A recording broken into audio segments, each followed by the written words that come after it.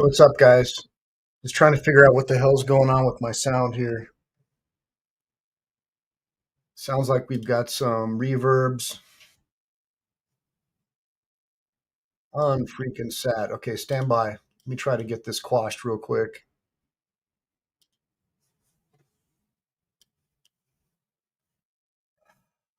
Wow, wow, wow.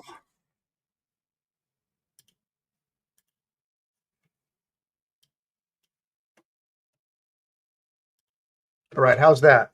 A little better? Nobody ever accused me of, hey, Mr. Gold, shit. Well, I wasn't expecting that. Wow. Everybody, welcome Mr. Gold, the new member. This gold's for you. I invested in some gold stock today, Mr. Gold. Speak of the devil. So, wow. Hey, let me just say hi to everybody first. So, I'm sorry I haven't gone live in the evening lately. As most of you guys know, I run a law firm, and I've actually been doing some research about motioning in to Arizona to get my bar card in Arizona as well, because I can see that you guys are definitely in need of some more highly aggressive lawyers who understand where their rights come from, which is from our creator, not from the government or the state, just like it says in the Declaration of Independence. So I'm working on it. Just give me some time, Mr. Gold, because I'm trying to support my family. And it hasn't been easy, after Gavin Newsom shut down the economy in California, it really hurt our law firm really bad. I spent my own money to make payroll and take care of people. And ultimately, we're still trying to dig ourselves out. So the YouTube channel has actually helped me psychologically, I guess, to reconnect with my background and stuff, and who I am, which is a blue collar guy who got his law license, who happens to be a pretty smart guy with a good heart. So you guys have sort of helped me. So building my YouTube channel has become really fun. Hold on, let me building my YouTube channel has become really fun. And along the way, Group 2FA, good seeing you, Stomper, Rami. Yeah, says Declaration of Independence is a very good read. I don't want to bore you guys too much. I just want to say hi to my friends because I haven't seen you guys. Um, there's a few of you who have been able to join me in the morning. As you know, I get up at dark 30 and I try to work out. So I take you guys on my lawyer workout. I do my uki bands because you guys know I do judo. So I'll do my uki bands to teach you a little bit of judo exercises, core strength, and I'll talk about different cases. And one of the cases that I've been talking about a lot, well, it's been a multitude of cases, but the Lane Myers, Reluctant Prophet, and Mr. Gold. Now I'm starting to understand more about Mr. Gold and the connection between all these guys and the energy between all of them. I still don't know everything, so I'm glad you guys joined me to help me. Hopefully, as I do this video, I'm going to do a reaction video to Reluctant Prophet and what's been going on in Arizona with respect to contractors and the state and the police and judges and everybody allegedly harassing Reluctant Prophet. And I'll get into it as much as I can. But really quick, Sean, good seeing you. Dark 30 is a crime against humanity. Well, before that movie came out, that's when I grew up. My dad was a Marine, so Dark 30 just meant getting up early. Thank you, Group 2FA. Group 2FA just gifted 5 memberships. That'll be helpful. I really appreciate it when you guys buy the memberships more than I look. I love the super chat thing. It's cool to see $50 or $100. It's definitely awesome. But those memberships help me help other people. And me becoming a lawyer wasn't just about me. It was about me trying to help other people. And as you guys know, my journey to becoming a lawyer, by the way, hold on, where's my book? I was going to plug myself. Hold on.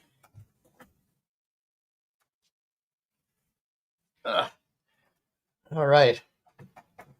So I actually have an ebook. So it's not this soft cover, but I have an ebook called My Journey to Becoming a Practicing Lawyer with No Law Degree or Undergrad. And in this book, I talk about the different states that offer law study programs for people that are gifted, I would say, like a guy like Lane Myers or Reluctant Prophet, or even a guy like Chili DeCastro, I think something like this would be something that you guys could probably do and pass.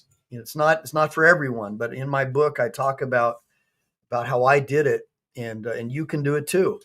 But I do think it takes a relatively gifted person, someone with a pretty fast processing speed, and somebody who's very disciplined in order to do it. But I digress. You can pick up a copy of my book for $19.99 if you go to my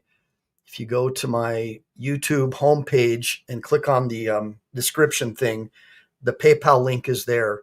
So if you're interested and you want to learn, or you just want to support my family, because that's really what you're doing. Every time I'm teaching my daughter how to become an entrepreneur, she's homeschooled, and so I'm teaching her how to set up a YouTube channel, how to be an entrepreneur. I'm teaching her about sales and marketing, and I'm going to teach her law. She's doing about 2 to 3 weeks worth of schoolwork a week. So my goal is to get her a college degree by the time she's like 16 or 17, and hopefully get her to pass the bar before she's 18. But that's my goal for her. So whatever she wants to do, but I'm making it possible for her to do that. Thank you, Let's OTVO. And again, that $4.99 that Let's OTVO just sent me, that adds up. If every one of my members sent me $1.99, that would put me in a position where I could do these shows more and travel and visit people like Reluctant Prophet and focus on getting my Arizona law license. It's not easy, guys. I work about 18 hours a day. So every little bit you guys do to help support my channel, it puts me in a position where I can help people. Like, I don't know if you guys know this, but all of my time when I helped draft the Cruise Ship Safety Act, and lobbied Congress twice. And when I helped Dick Heller, he's the gun rights guy, Heller versus District of Columbia and DC v. Heller, all my travel, all my flights, going to the Fifth Circuit to help Alan Beck argue before the Fifth Circuit, that was all out of my own pocket. Like, I never asked anyone for anything. So you guys supporting me helps me do things like that. So it really means a lot to me. But anyways, Dave's channel, thanks for joining me. Ghostman, Buzz, Jody, Shiloh, good seeing you, ma'am. It's been a while. I feel like it's been months when I don't go live for a couple of days.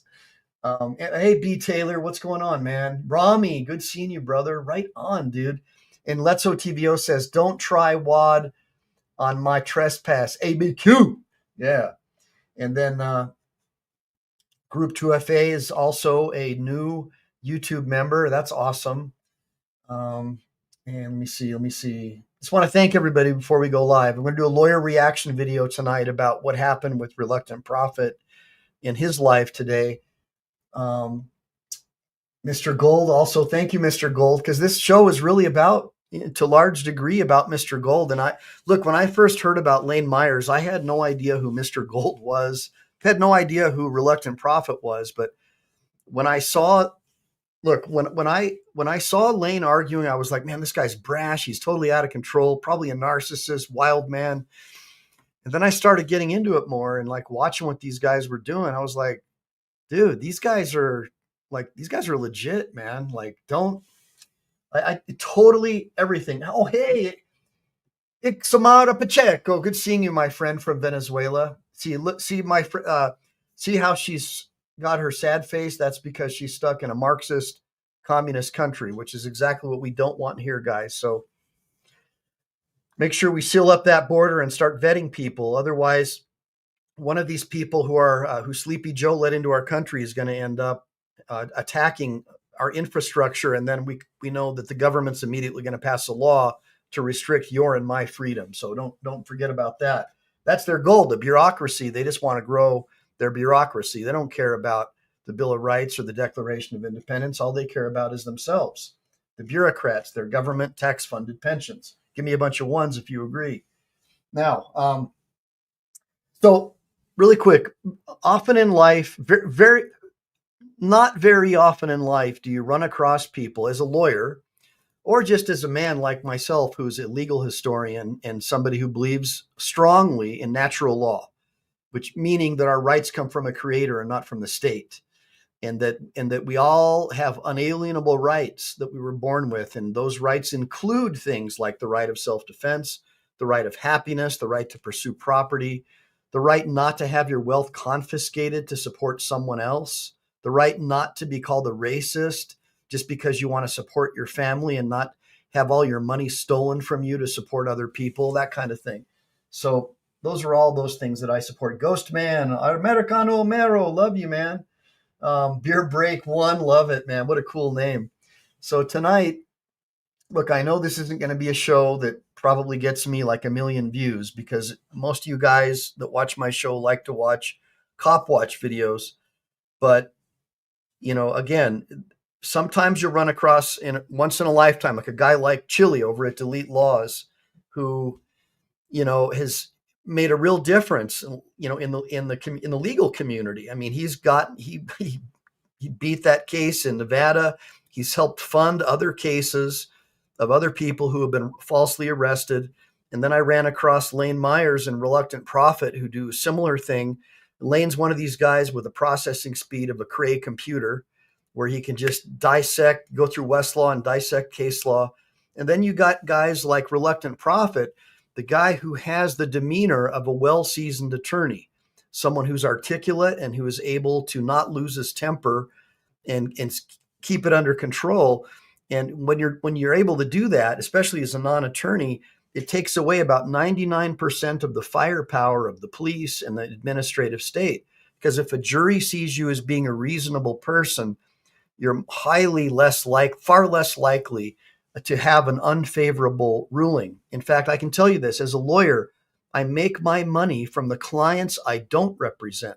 I make my money from the cases I don't take.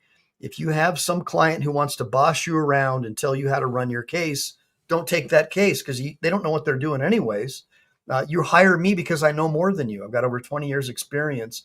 Yeah, sure, I'll take anything you have to say under advisement, but I just make my money from the cases I don't take.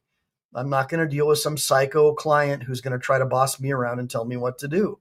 And so I appreciate it when I meet guys like this who can handle their own business.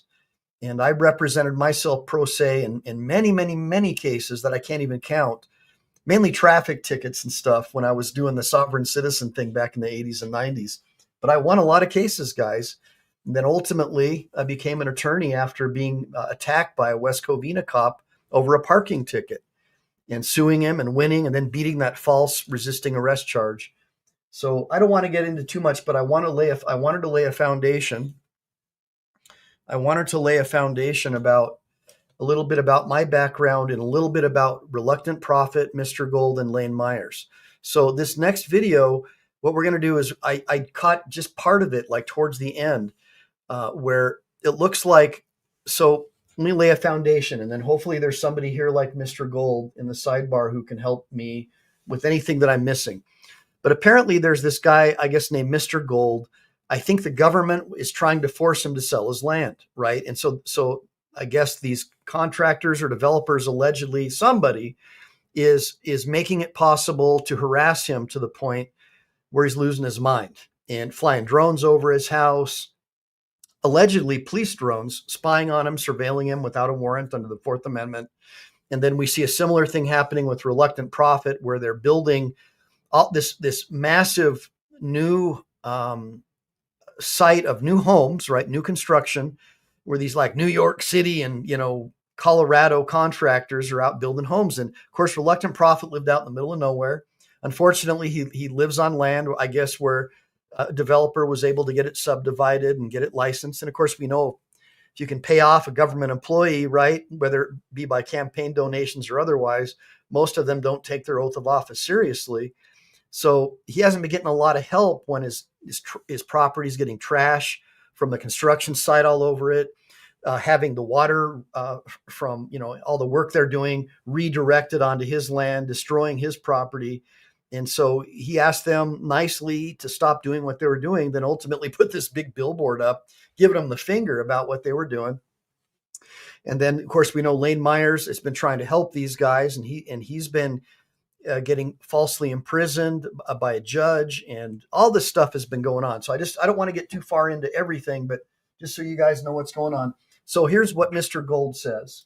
Mr. Gold says they were flying Cessna planes They have two of them with cameras that can clearly see about 2 miles away, 6,000 feet in the air. So Mr. Gold is actually one of these victims out in Arizona. And I was like, man, these guys are all doing this pro se. I think it's pro per in state court, but they call themselves pro se, probably because they're bringing civil rights claims in federal court. But they call themselves the pro se idiots.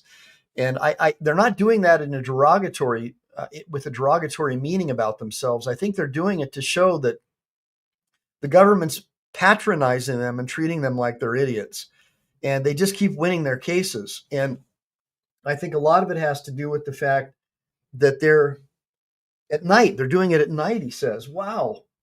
Thanks, Mr. Gold. This is cool having you. And I wish I had you on right now to talk, but you don't have to be. Maybe some other time I'll interview you. Maybe you could do the where you have like the ski mask on, we change your voice. It'd be kind of funny. But no, so Reluctant Prophet and Lane Myers are trying to help Mr. Gold. And so we know these land developers don't like that. And if they have help from the state, from judges and from the cops and from the building inspectors and the mayor and the city council, if they're giving them money for their campaigns, well, I learned from lobbying in DC, that's how it really works. They don't really care about their constituents. They have to pretend like they care about their constituents. But all those congressmen and senators were doing is trying to raise campaign funds for their next election. And by the way, I started getting pretty wealthy in the stock market. Started using this app. Let me see if I can find it really quick. It's called Autopilot. Hold on a minute. It's an app called Autopilot. Here, let me just show you. So I started using this app called Autopilot. And even though Wikipedia, which is basically a Marxist Google product, says there's no such thing as insider trading for congressmen and senators, trust me, guys, these dudes are getting insider tips. They're passing laws to help a company or hurt a company like TikTok. So you notice as soon as they wanted to shut down TikTok, they're all dumping money into YouTube, Google, or Meta because they have Instagram. And notice how YouTube is rewarding vertical now. Like you'll get way more likes, follows, and subscribes with vertical than you do in horizontal. Well, that's because they've already lobbied Congress to make sure that TikTok's going under. So once TikTok goes under, all those content creators are coming over here.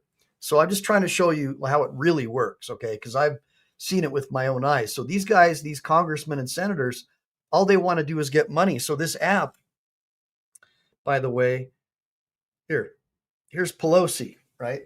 Pelosi tracker, $314 million in stocks. Look, NVIDIA is one of her top stocks. Hold on. Avgo, Google, see that? Look. So I just started investing in the stuff that this Marxist communist scumbag invests in, and I started making money. So I'm just telling you, just obviously they're getting information that we're not getting. The difference is we don't get it in real time. So by the time she bought it low and it went high. So we're buying it at the tail end. But I'm just telling you guys, that's how it really works. So naturally, these city council people, these people who work even at the police department, the sheriff, for example, elected official, even the police chief, they're looking for money. They want to get money so they can run for a political campaign, or they just want to get rich from their position. Hey, give me a tip and I'll let you off on that next traffic ticket, right? Kind of like that 9/11 Foundation with the CHP. If the 911 Foundation in California, you pay the 10 grand or whatever, and you put the 911 Foundation plates and you're rolling along in your Lamborghini going 120 and they let you off with a warning, right? Oh, you just show them you're not. Yeah, that's how it works. They just want to make sure it's not a knockoff. So you have to show them that you're an official certified contributor. That's what I've heard anyways. And I know from my dad having that and his several turbo Porsches that he was let off with warnings multiple times, and they would have been felonies for the speeds that he was driving at. Yeah, he had a GT2 and a GT3, GT2 turbo and a GT3 with no passenger seat, naturally aspirated, one of the fastest, most badass Porsches I've ever been in. Okay, so let me see here. Now all that was okay, so Mr. Gold says it was happening behind the scenes. He had no idea until he did FOIA requests. Holy crap! And got reports and found out about the Cessna. Damn, Mr. Gold. Um, Holy crap! That's crazy. Okay, so hopefully you guys understand. So these guys, Lane Myers and Reluctant Prophet, I think his name's Mark, we're basically helping him. But Mark also, Reluctant Prophet, is a victim as well of this similar kind of thing where they're basically trying to force people to sell their land and develop. And it reminded me of this movie with The Rock, where he comes back as like a Green Beret and some drug dealers had taken over his town. And it was a really cool movie. I just can't remember the damn name of the movie, but it kind of reminds me of that. And Reluctant Prophet kind of reminds me of the skinny version of The Rock in that movie. Does somebody know the name of that movie, by the way? You guys know what I'm talking about, right? Somebody tell me. Walking Tall. Yeah. Dude, I love you guys. Thank you so much, Frank Fruman. So this reminds me of Walking Tall. Like if I was good at AI, I would do like a Walking Tall artwork with like Lane Myers, carrying the 2x4 with the special forces stuff. I'd make him all buff, but with his face like smoking a blunt or taking a bong rip, right? Like to have some fun with it. But these guys are awesome, man. And Mr. Gold says that Reluctant Prophet did all the research.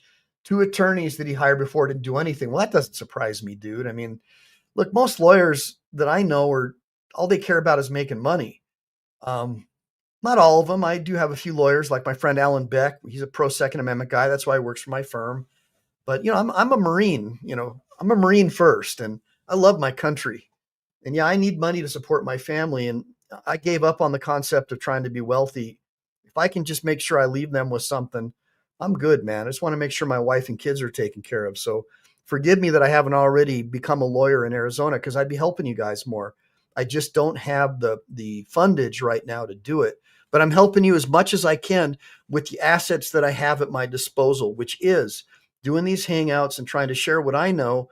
Of course, I have to couch it like this. I'm only licensed to practice law in California and Texas. I only do severe accident and injury claims. Why? Because if I can get one big severe injury claim, like a cruise ship man overboard case, or a serious injury, wrongful death, where a motorcyclist gets run over by like a FedEx truck, the proceeds from that case would put me in a position to do what I used to do, which was lobby and volunteer and fly around the country helping people like you guys. Because that's what I did. That's how I ran my life.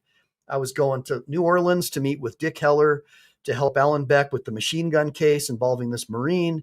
I was going to Washington, D.C. to help lobby on behalf of cruise ship assault victims, little kids that were RAPE, whatted by cruise ship employees, that, guys from like Somalia that they brought in because they could get them cheap. But the countries they came from, if you see a woman in a bikini, well, if she's not wearing a hefty bag under his, background, his cultural belief, that means that she was open game. And then what do they do when they're done with them? They throw them over the ship. So things like that, being a family dude, like that's where my heart is helping people. And seeing that the government backs up those cruise ships because they give a ton of money in campaign donations, all the more reason for me to want to fight against them. So I'm just telling you guys, laying a foundation. All right. So, and I'm also a former contractor. I love big women. Used to call those volunteers knuckle draggers. That's funny. Yeah, I was a licensed C-47 contractor, and I can build a house from the ground up. I can dig the forms. I can lay the rebar, the pipe. I can pour the concrete. I can mix it. I can throw up the sticks. I can do finish and rough. Anything that stucco. My dad, because he was a builder himself, started out as a ditch digger as well. He would have me work with all the different construction crews all the time, even summers and after school. And so that's my background. So that's another difference between me and other lawyers is I'm not a college boy. I really love my country, and I know how to relate to people like you, as well as those knuckle draggers. I love big women. And Tiffany, yeah, it pretty much still and always probably will be a good old boy system. I believe it was either Daniel Boone or Davy Crockett who said Congress was a den of vipers. Can somebody tell me which one it was? A den of vipers, and it's still the same. Diggers start at the top. That's true. Diggers start at the top. Only diggers start at the top. Yeah. I just want to see if there's any questions before I get into the lawyer reaction video. And by the way, Mr. Gold, forgive me for not just getting right into the video, but like most of my audience probably have no idea about who you are, about your case. So I wanted to lay a foundation because that's what a good lawyer does. All right. So let me just make sure. Sean, super good. Hey, Salt Shaker. Super happy to see you. Lynn Davidson. Tiffany, super glad you showed up, ma'am. Tiffany Dagley is, I don't know if it's Dagley or Dagley. I just say Dagley. Super nice lady. I love the Team MPE women because most of my audience is males, and women are the givers of life. So I want to make sure I have as many on here as possible because the message that I have is a family message, that we need to homeschool, homestead, get off of the government grid and start looking after each other. If you want to really change the system, you stop participating in the public school system. You put your money where your mouth is. You homeschool your kids. You teach them about natural law. You get them away from the Target and all the BS advertisements trying to tell boys they're girls and all that, and start just taking charge over your family. And eventually what's going to happen is all those companies like BlackRock are going to start having to conform to the way we want things to be, or we don't buy from them. Martin Luther King set the example, Martin Luther King Jr. So the women, though, are the ones that, to me, women are like the Green Berets. They're the force multipliers. One woman can get 30 or 40 other women and their husbands. So that's why it's really, well, besides the fact that you guys are just special because you give us children, you're the ones who really can help grow Team MPE and get the message out there. So give me a bunch of ones if you agree with that, guys. And you better give me a bunch of ones because I got a bunch of girls here they're watching. All right. So, and then let me see here. And Lynn Davidson says, I love watching the Dukes of Hazzard. Growing up, then they tried to say it was race. Yeah, I know. It's so dumb, man. Okay, so let's get back to Mr. Gold. All right. Mr. Gold says, the day I met RP, the Tucson copter circled us. The next day, the sheriff's Cessna in 45 minutes went over me twice at a restaurant, over my home twice, and over me in the middle of town. I left and never went back. So literally, guys, Mr. Gold, through public records requests, has found out that all this stuff is true. This isn't some grand conspiracy theory. But if he had gone on Communist News Network or PMSNBC, they would have painted him as a radical right-wing conspiracy theorist. That's what they do. And so I am proud to be able to now start doing the reaction video of Reluctant Prophet. It's a long one, guys. I may not be able to do the whole thing tonight, but we're going to do this reaction video right now, introduce you to Reluctant Prophet's channel. By the way, guys, make sure to like and subscribe to Reluctant. If you want to learn about government accountability, make sure to like and subscribe to Reluctant Prophet's channel, the Delete Laws channel. Of course, his police reaction videos are insanely good, as well as his shorts. It's my buddy Chili DeCastro. I visited him when he was in jail, and then Lane Meyer's channel as well. Those are the three channels that I think offer a lot of value to people who want to learn about their rights, the Fourth Amendment, Fifth Amendment, stuff like that. So anyways, give me a bunch of ones for all my brothers, man, who came here. Now, hold on a minute. Mr. Gold says it was, and this was Reluctant Prophet's credit for the public records requests. Okay,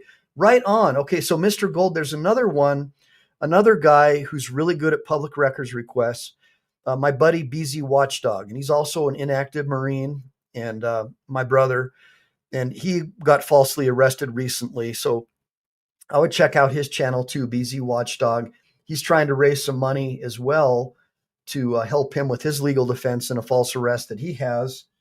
So one of the things that I'd like to see happen, Mr. Gold, out of all this is that we can form some kind of an alliance where we set up maybe like a nonprofit where we have trustees who we trust. I don't want to have anything to do with touching money. All right. That's not my deal, but I could be a trustee, maybe somebody that to be able to safeguard funds and then have a committee where we put money into some kind of a fund where someone who's falsely arrested is part of our group, which is a loose alliance of parallel systems, called the Parallel Systems Group, where we're able to help people who are falsely arrested with cases like yours. And in that way, if we become big enough, I can get a network of lawyers nationwide just because they want to, because I have so many subscribers or whatever, they want some advertising on my channel. So, okay, fine. Then I need you to help this guy over here. Right? That's how we do it. Oh, you want me to throw you a couple of plugs? Okay, I'm going to need you to represent this guy. I'm going to need you to do this. So that's how we do it, because most lawyers are money driven. They're not ideologues like me. Fine, I'm a salesman. I'll figure it out. I'll find a way to appeal to their prurient interests to get them to help us. They don't need to be ideologically identical to us. We just need a stand-in sometimes, because sometimes you need a lawyer.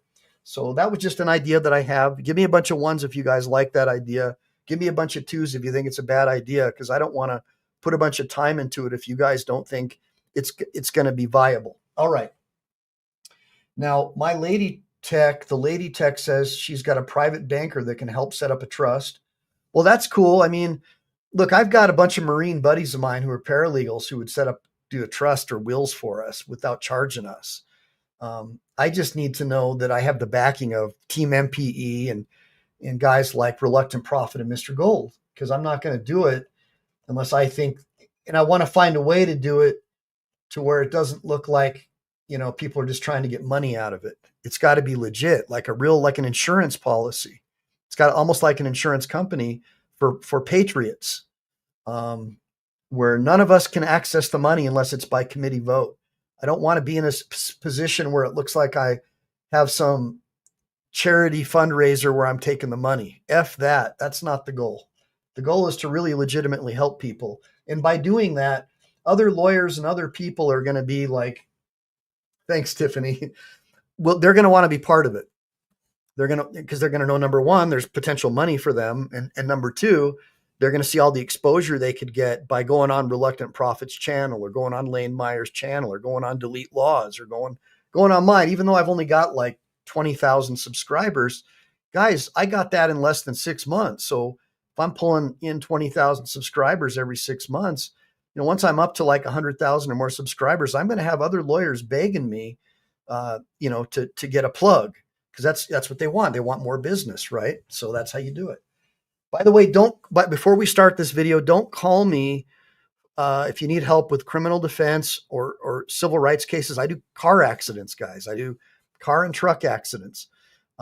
So please don't load me up with a bunch of emails and phone calls. The only civil rights cases that I'm able to take on right now, because I don't have a huge firm anymore, it's just me and a couple guys, are like police shooting cases and tight handcuff cases where you have finger or hand amputations, because those are the ones that I can get enough money through my group, because it costs hundreds of thousands of dollars for me to litigate a case like that. I can pool the money together to handle those cases. So just understand that. I don't do divorce cases, True Carfax channel, but I do know some divorce lawyers. And like I said, once I grow my channel out more, other lawyers are going to be begging me for free advertising. And I'll say, look, I'll plug you, but you need to help this guy with his divorce case, or you need to do this, or you need to do that. Well, that's cool, Bill. By the way, guys, give me a bunch of ones for Bill Roberts.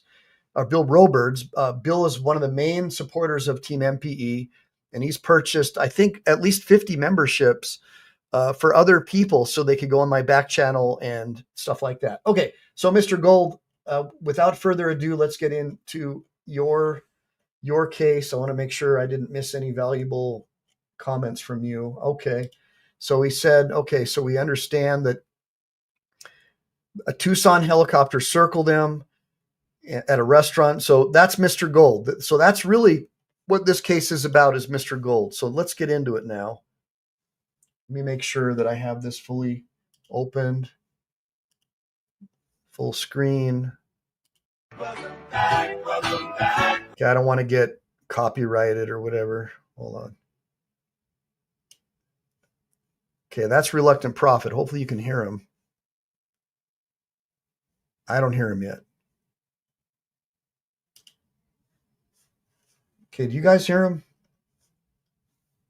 I'm not hearing him, so that's never good.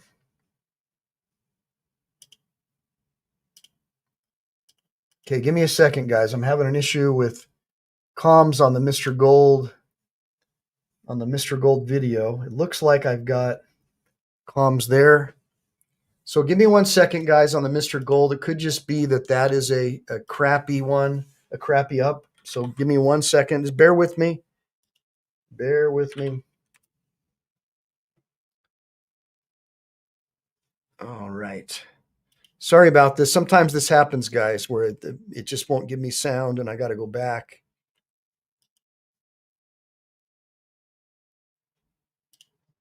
Okay.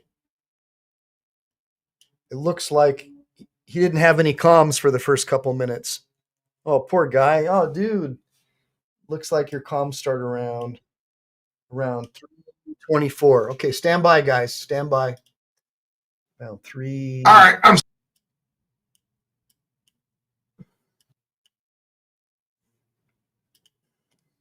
So the way it works, camera, Flembo.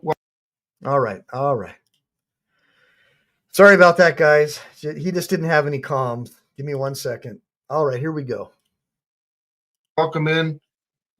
All right, we're going to start off with a little bit of a negative tone, but we're going to move to the good news here after a little bit. So as you guys know that I'm going through the court cases for my lawsuit, and the second lawsuit, they filed their motion for summary judgment and judgment on the pleadings in the same document. Hey, here's the dude. Which Seen you, brother. Is improper. They shouldn't be able to do that. I filed a motion to strike that, and I'm waiting to hear back. But I just kind of want to show you what's going on and the games that they're playing before we get into the good news. So the way it works is when you first file a lawsuit, they set up a case management conference. And before that, you have to come up with a joint case management report with the other litigant. So you and the other litigant get together and you guys set up deadlines and how the case is going to move along. So obviously, this being my first case, they put both of them right together. I'm not too super familiar with how this is supposed to go. So I missed a few deadlines. But the most important thing is there was a deadline I want to show you here that was December 6th. That's the important day. Let's see.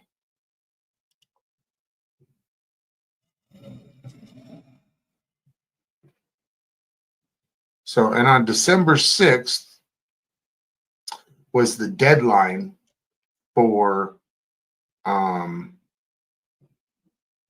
By the way, I just love the whole name Mr. Gold. Like I keep thinking James Bond. I don't know about you guys. Give me a bunch of ones if you guys keep thinking about an old James Bond movie every time you hear the name Mr. Gold. Give me just a second.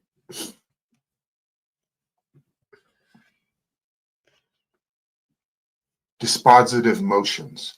So the deadline was December 6th for dispositive motions. And the reason why that's critical is because the defense filed their motion for summary judgment on December 6th. But what happened before is what's important.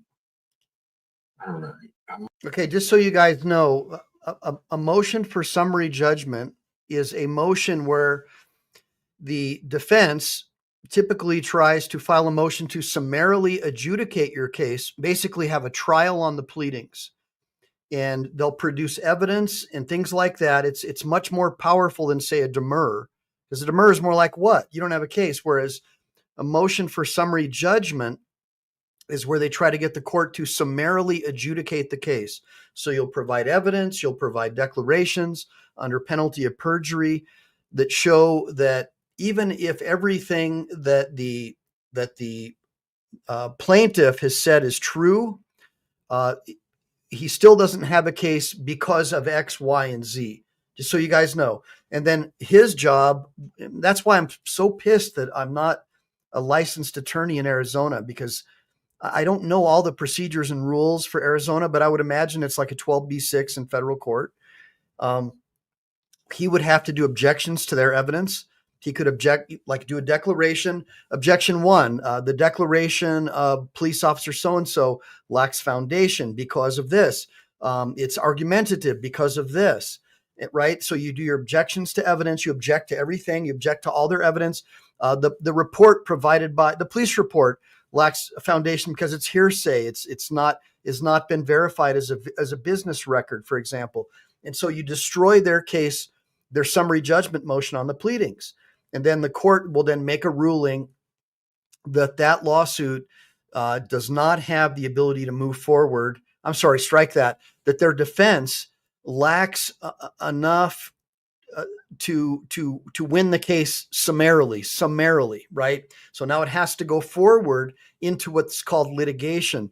Now, typically, they cannot file a motion for summary judgment until after discovery or after some discovery has been taken, because the court is going to want to see evidence, documentation of facts and information, not just statements from someone, but like, see the photograph of this thing that has been verified by so-and-so. Okay. Give me a bunch of ones if you guys understand. If you don't, I will do another video explaining summary judgment and then summary adjudication, because conversely, me as a plaintiff, I can file, at least in California, I can file what's called a motion for summary adjudication to adjudicate defenses. So your answer that you file when you answer my complaint, I can say this defense lacks any merit because of X, Y, and Z. This defense, I can basically knock out all your defenses. And if I can knock out every defense, then you lose. Like I can move forward maybe on damages, right? If you have no defenses, then the judge can enter judgment on the pleadings sometimes for maybe part of a bifurcation of a case, like maybe on causation, right? And then we move into damages. So I know this is a lot for you non-attorneys to understand. I'm hoping that Lane Myers is watching this. Look, I know he knows a lot of stuff, guys, but I've been doing this 20 years and I've been an active litigator. He's been a real man out like cooking kangaroo as a chef and all that stuff. So there's just no way that he's got all that, the same experience level. So I'm hoping that you guys are watching. Anyways, let's keep on going. There we go.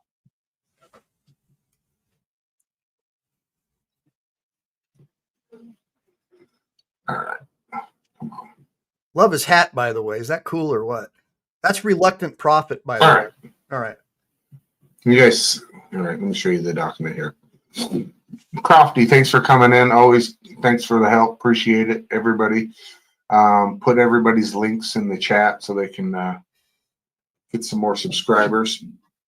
All right, so this is the joint case management report that me and the other litigant had to come up with. And let me show you the deadlines here. All right. So under 26A in the initial disclosures, the parties request that the initial disclosures be exchanged by March 9th. Completion for fact discovery was on July 12th. Plaintiff's experts was August 9th. Defendant's experts, September 6th. Rebuttal experts, completion of all expert depositions was November 1st.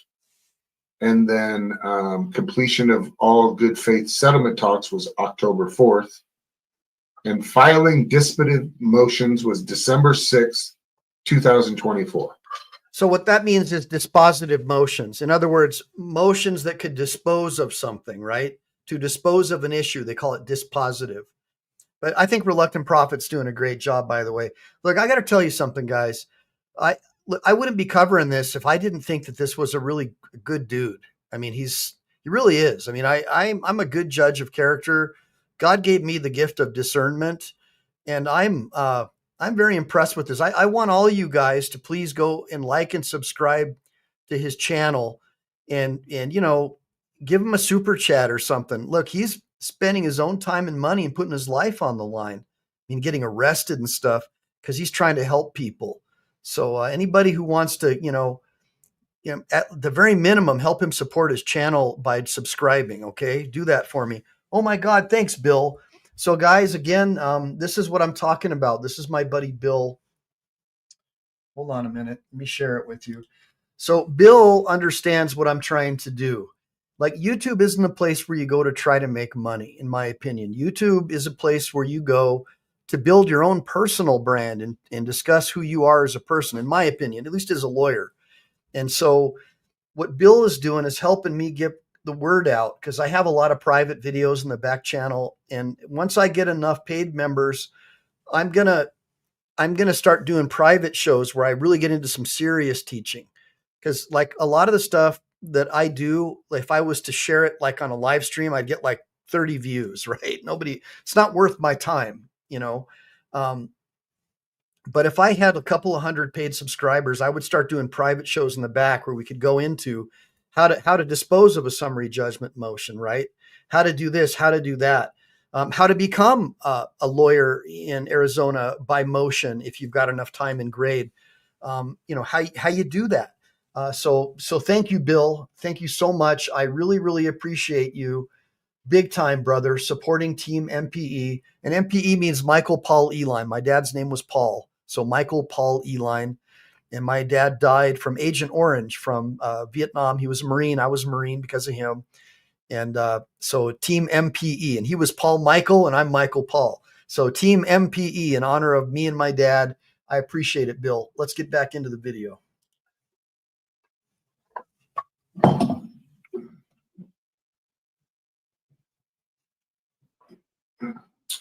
And the defense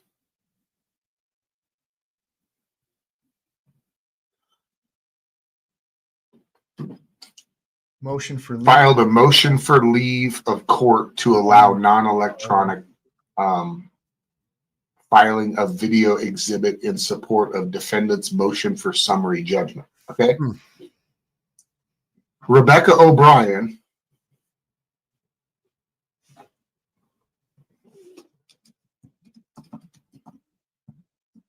So it sounds like the videos are too big, like the files are too big. So they want to file them non-electronically. They want to bring a thumb drive to the court and give him a thumb drive, perhaps.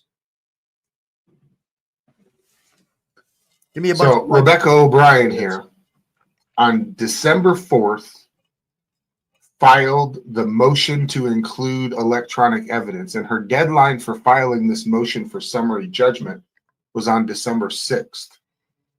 So it seems to me that this person right here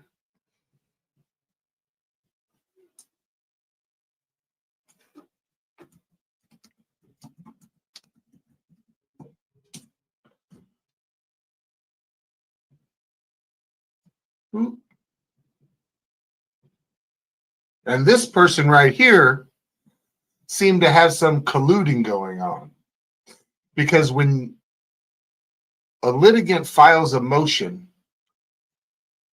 the defense, under the rules of civil procedure, gets time to answer that motion. All right. Well, Rebecca O'Brien filed that motion on the 4th. Right here, you can see she filed that on December 4th, 2024. All right. Then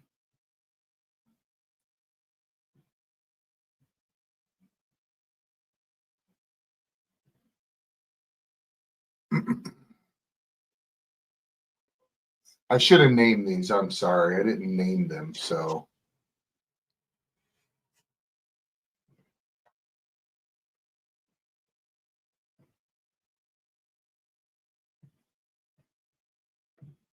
I think this is it. Nope. There we go. So,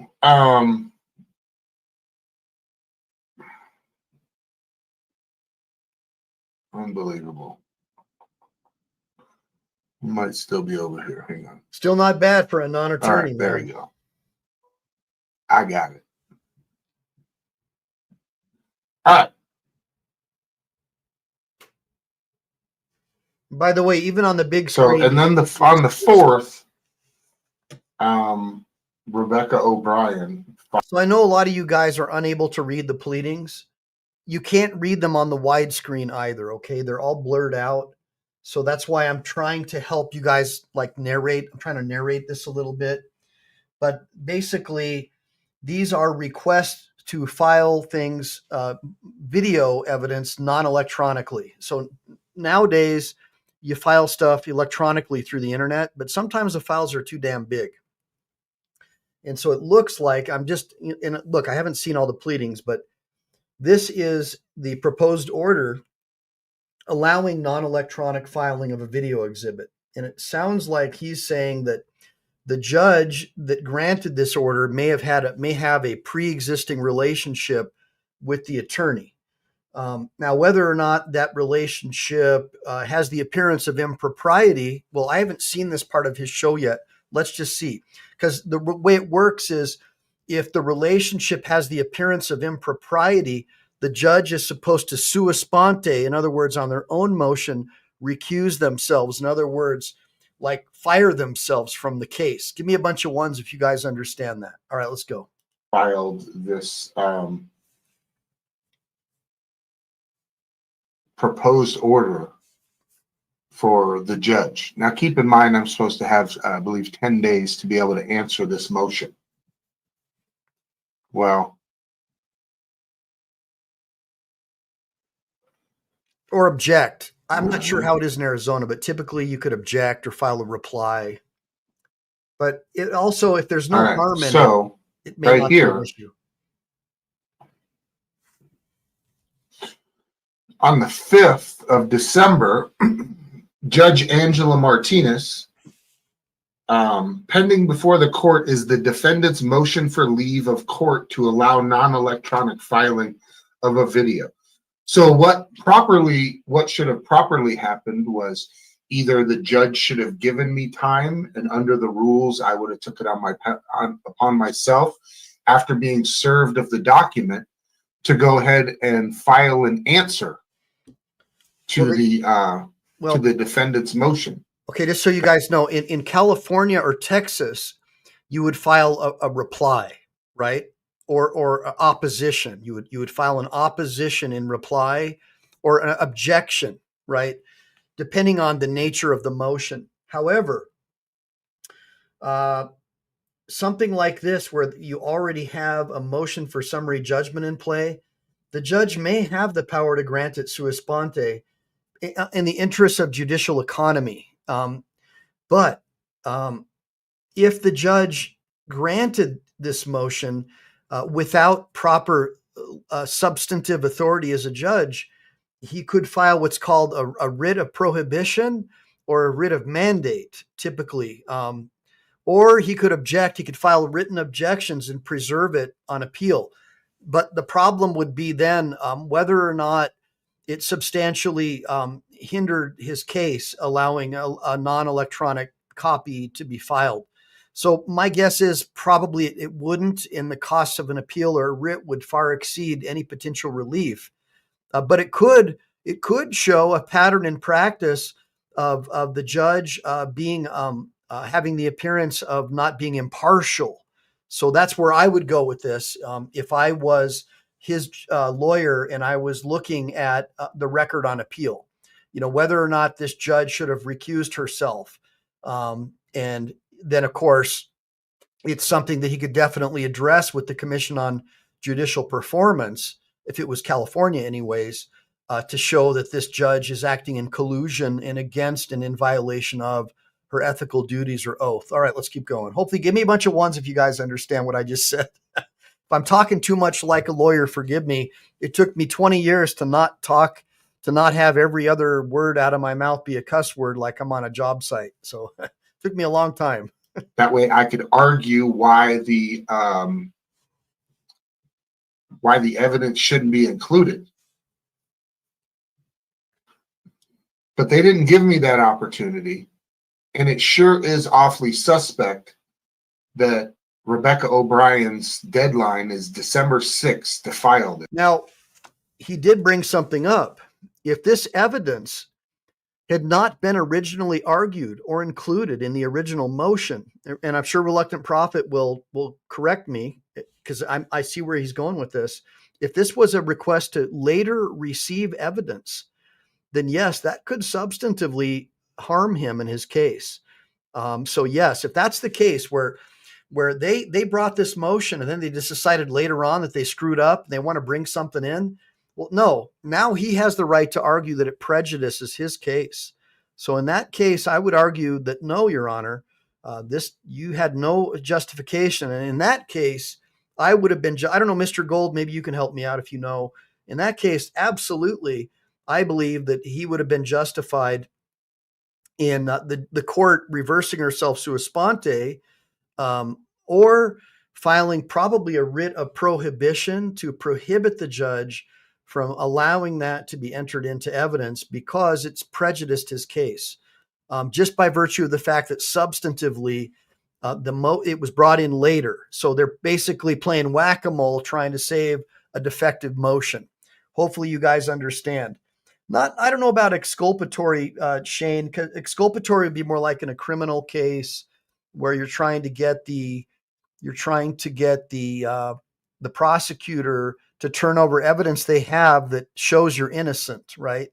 This is more like a case, if that's the case with this, where she didn't try to use this evidence in her original motion and then went forward without it and then tried to bring it in later, that would be prejudicial. However, if it's just a request that in tandem and in association with the actual filing of the motion, that she can be excused from filing it electronically because it's just the files are too big, I don't think this dog's going to hunt.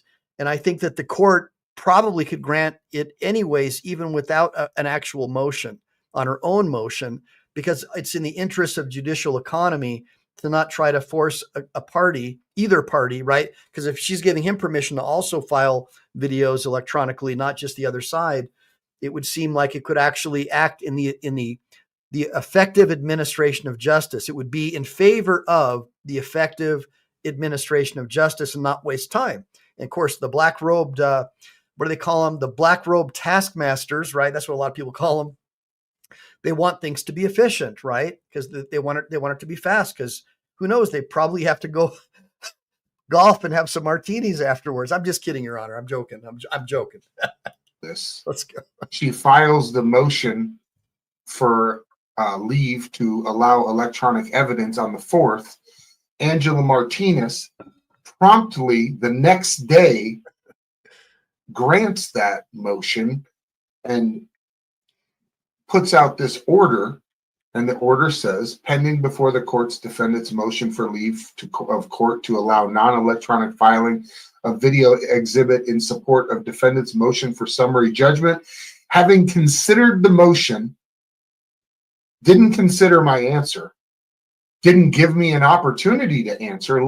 Literally 24 hours later, 24 hours before Rebecca O'Brien's deadline, she considered her motion and good cause appeared. Okay, so that's another issue. That's something that I just learned. Okay, so apparently there was a deadline to file responsive or dispositive pleadings. So in California, we would have to file probably an ex parte request, like for an emergency hearing, like on 24 hours notice, so we don't miss the deadline. Right? So if you're filing papers late and out substantively wrong, procedurally wrong, all right, that other attorney should not have been granted that relief in California. For sure, would have never been granted. She would have had to bring, I think it's a 473 motion to be excused from her own negligence. So normally what you would have to do is file an ex parte request. In other words, outside the party, emergency hearing, give him 24 hours notice to show up for that emergency hearing to argue against her pleading. Now, because he's pro per, the court would have to give, if the same thing had happened to him where he didn't file something on time, that could be considered a procedural error, and the court would have to give him wide and broad leeway. And cases that support that would be Balistreri versus Pacifica Police Department. And that case says The Court of Appeals has a duty to ensure that pro se litigants do not lose a fair hearing on the merits of their claim due to ignorance of technical or procedural requirements. And if you shepherdize that case, you'll probably find a case on point in Arizona. So just follow along with me. A lawyer would typically never get that kind of excuse or relief from a judge because they're expected to know the law, the procedural rules, and abide by them. But unless they can show that they were negligent and the court goes for it. But a pro se or pro per litigant should almost always be granted that relief. Okay, just so you understand. Sometimes a pro se litigant actually gets more leeway because the courts are supposed to understand they're not officers of the court. Give me a bunch of ones if I explain that well enough for you guys to understand.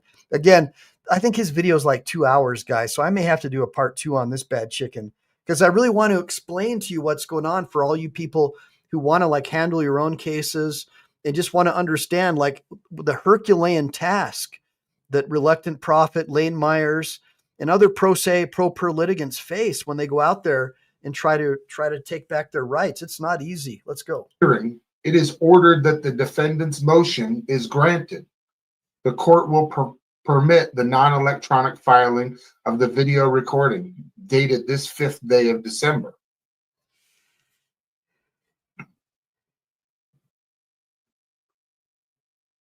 Right on, Lady Tech. That's cool. It's a good case. It's Ninth Circuit, but I'm sure there's a state case on point in Arizona.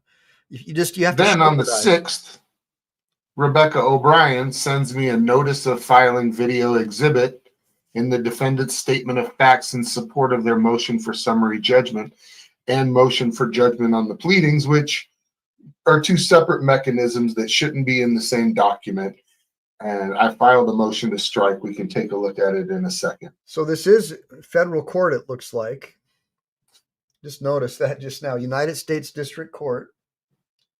I don't know what district it is. For the District of Arizona. Interesting. Because we have Central District. Now I want you to look at the recusal.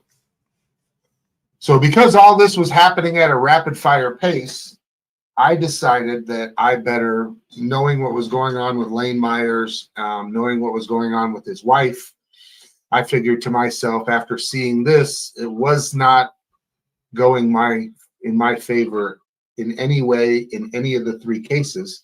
So I filed a motion for Judge Angela Martinez to recuse herself in all 3 cases. Holy crap. Are you kidding me?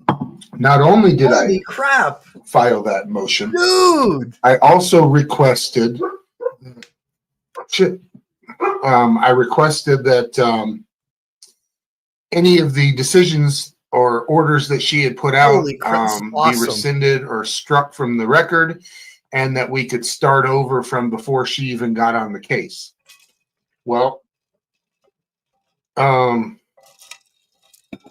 gonna have to bear with me real quick. Somebody's at the gate. I didn't expect anybody, but dude, this is insane.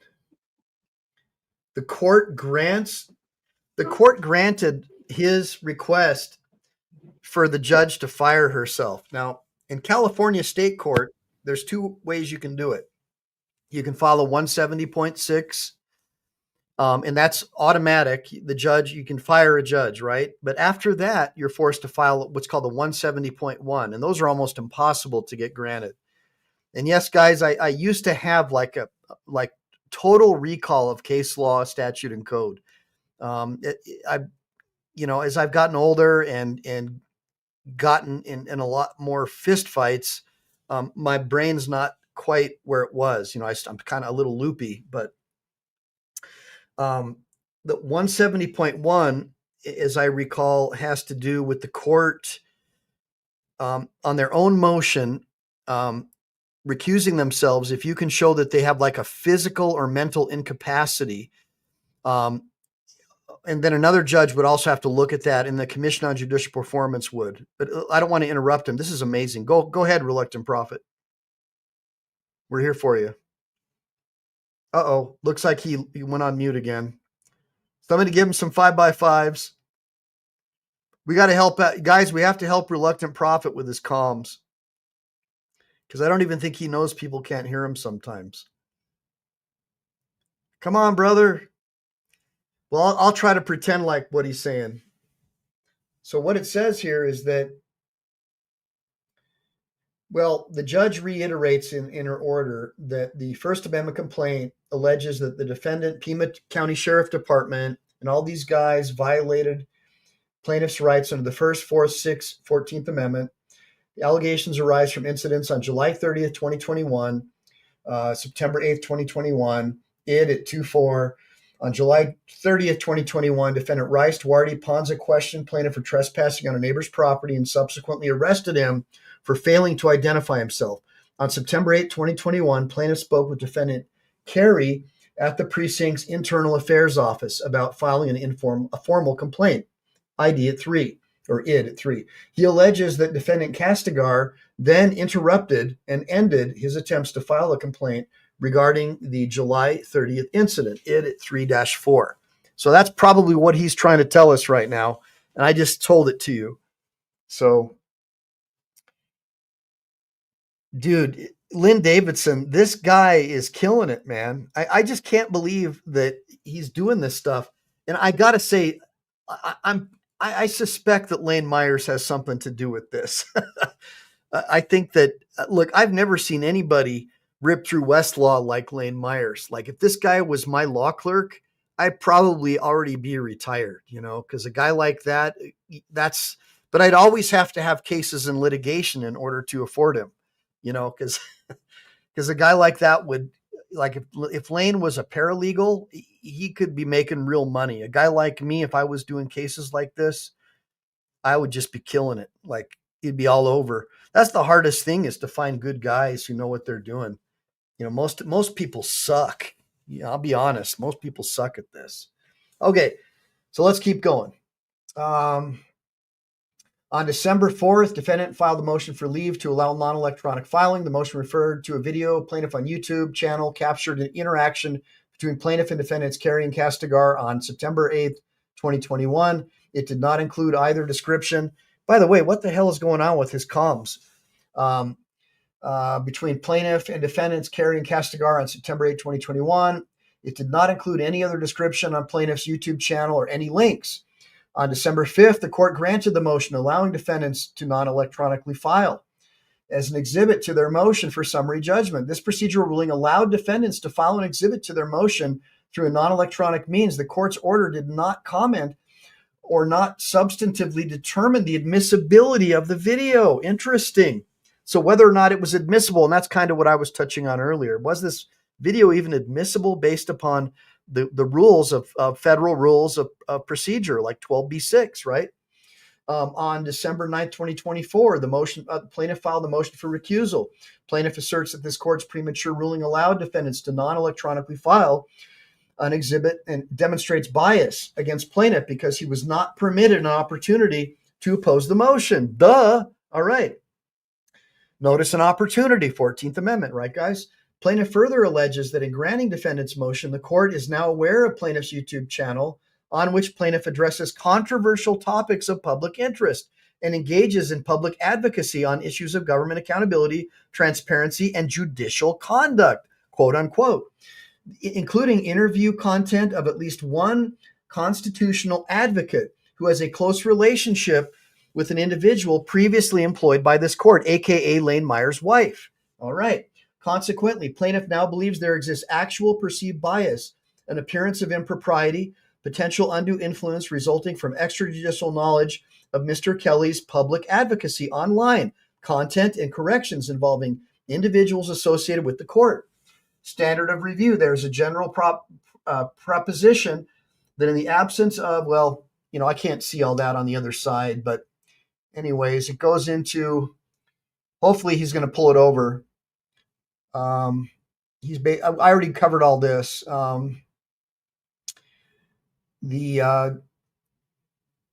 already covered all this stuff. Okay, the stuff on the right, standard of review, it goes into the standard of review. Standard of review means what would a court or an appellate court look at whether or not to oppose the motion, or to grant the motion. Guys, I got to skip ahead to try to see when he gets his comms back.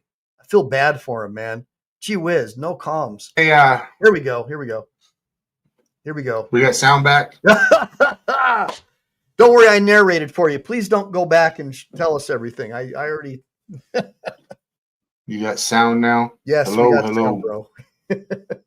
Sorry, I the used to do battery this died too. on my microphone. Sorry about that. It's all right. It's all Where right. did I Everybody knows. lose you guys at? I Has it made been fast muted forward. since I came back from the Poor guy. Gosh. doorbell ringing? You guys having a good time? At least you guys got to see that I Where did I leave off? filled in the Where did blank. you So if guys I get move it left off? forward, you're good.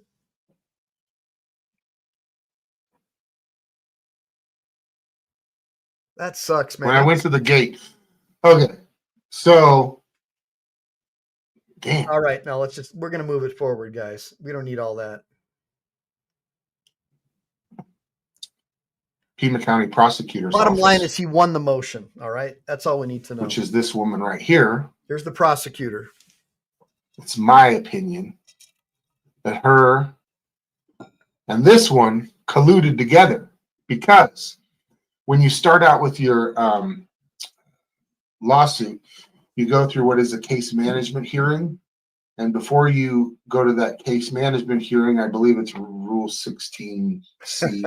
Sorry, what's the You matter? get I'm a together fanboy. with What can I the say? other litigants, and you come together and you have a joint case management report where you guys basically set up the outline for how the case is going to go. Your disclosure, your discovery, any settlement talks, and dispositive motions, which would be her motion for summary judgment. Well, on that second case, there is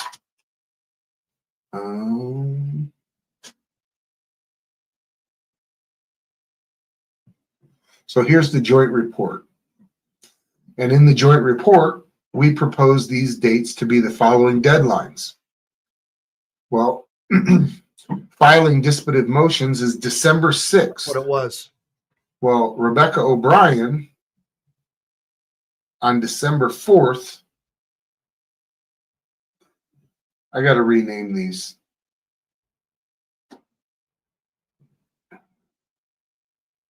I got their named numbers. So Rebecca O'Brien filed this motion for leave of court to allow non-electronic filing. And she filed this on December 4th, 2 days before the deadline, right?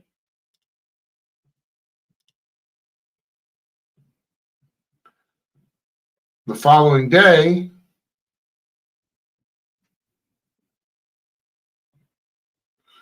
Angela Martinez on December 5th. Now keep in mind, the rules of civil procedure give the other side a chance to answer. Yeah. You know, if there was some damning video or evidence that was in this video that I didn't want put in, as a litigant, I should have the opportunity to challenge her putting that video in as an exhibit or as evidence. I wasn't given that opportunity. Usually you'll either get that opportunity and have to take it upon yourself knowing the rules, or the judge will put out an order saying, in this case, the plaintiff, you have 10 days to respond to the defendant's motion to leave for allowing electronic evidence. Well, Judge Angela Martinez, who Lane's wife worked for, clearly knows YouTube videos. Yep. And I had just put out a video as well about the security guard out front after they filed charges on Lane Myers for trespassing, I believe it was, and not following court security orders. So just trying to get this out here so everybody sees how incestuous of a relationship this is. There's nepotism running rampant in this town, in the sheriff's department. Sounds like it. So it's kind of interesting that all of a sudden on December 4th, right 2 days before the deadline, Rebecca O'Brien all of a sudden files this motion to include electronic evidence. Instead of giving me an opportunity to answer, the following day, the judge grants the defendant's motion. And every benefit is supposed to go to the non-moving party in a situation like this. So Not only that, I'm a pro se litigant, and we also have the fairness doctrine to where they can't use these procedural tricks to try and screw you over in your court case.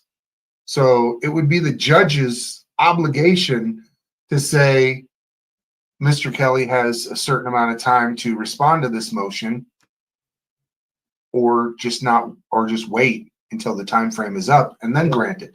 Not just grant it the next day, so that on the deadline date, the 6th, Rebecca O'Brien sends me this document, which is the notice of filing the electronic evidence, as well as, let's see. And this is a federal judge. This is unbelievable to me. This kind of stuff doesn't happen in California, guys. Well, she filed a motion for summary judgment and judgment on the pleadings. Right. On the 6th, the final day. So then, as this is all happening at a rapid pace, me having a lot of other shit going on, like Judge Ballsack suing me in the midst of all this, while I'm trying to juggle 3 federal lawsuits by myself. And so I figured that it would be in my best interest to file a motion for recusal of Angela Martinez, like stat. So I filed that motion for recusal, and it was granted. Jeez, that's just crazy. I've never seen anything like this before in my life. But guess who signs the recusal order? So now we know that on December 4th, Rebecca O'Brien files this motion to add electronic evidence. I don't get any opportunity to respond. Obviously not treating me fair in any way as a pro se litigant, on top of not following the rules of civil procedure. Yeah. The judge grants the order the next day. Then Rebecca O'Brien files the motion for summary judgment, and immediately the following day, the judge puts out an order saying that I have to answer this improper motion. Remember, this motion is a motion for summary judgment and judgment on the pleadings, all in the document, which is 2 separate mechanisms in the court. Rule 12C, I believe, is for judgment on the pleadings, which means that I failed to state a claim. Mm-hmm. And then you have Rule 56, which is the motion for summary judgment, that there is no dispute on the facts, and that the police officer is entitled to summary judgment based on qualified immunity, and my claim should be dismissed. And so now trying to fight a motion where they're saying that that I didn't state a claim, and then there's another argument that I have to make that there's no argument of fact, and he should be entitled to qualified immunity.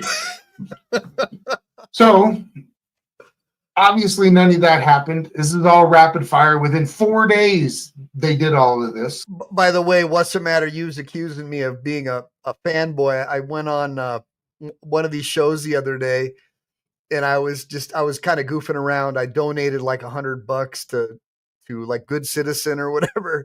And I was like, Lane Myers, yeah. And I was having a problem with my phone. I dropped it. I don't know if you can see it. It's broken. So I kept on trying to type, and it just kept on like redoing the same thing. And I was pressing over to the far right, but it kept on sending the same damn message. And they blocked me. But you can accuse me of being a fanboy, but forgive me, Good Citizen or United or whatever your name was. Trust me, it was technical, but there was a little bit of a fanboy aspect. I was just having a good time. All right. Hey, lawyers can be people too. And I'm more like you guys than you probably will ever know. So anyways, what's the matter? You called me out. Yeah, it was pretty hilarious. If you guys can go back and watch it, it was pretty good. So I was able to get the motion for recusal in. I asked for all the documents or motions that anybody filed while Angela Martinez was the judge be struck from the record or be removed. And she recused herself, but listen to what she says in her order recusing herself. Right.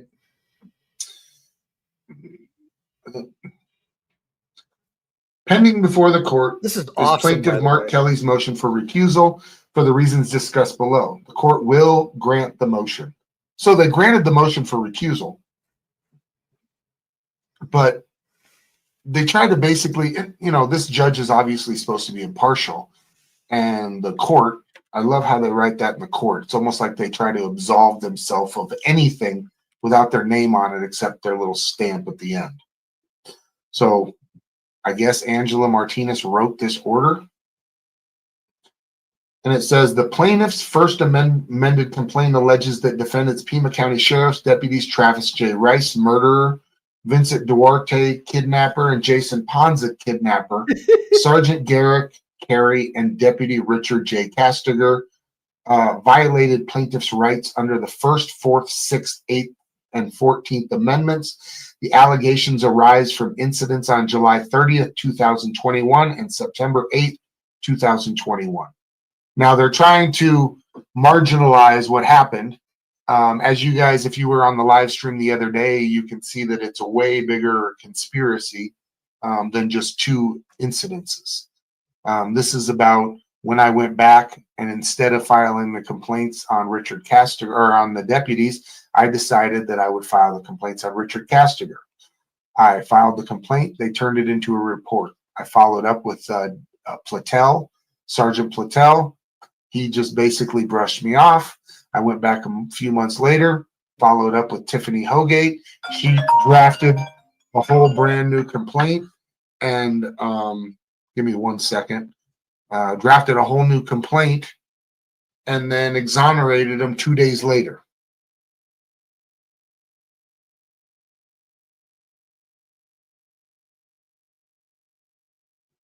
Somebody else at the door real quick. I'll be right back. Hang on. Unbelievable.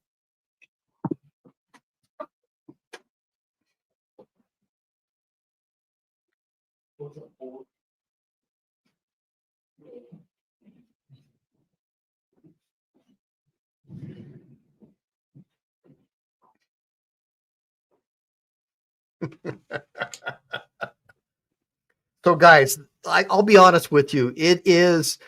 It'll be a cold day in hell when you can get a federal judge to recuse themselves. And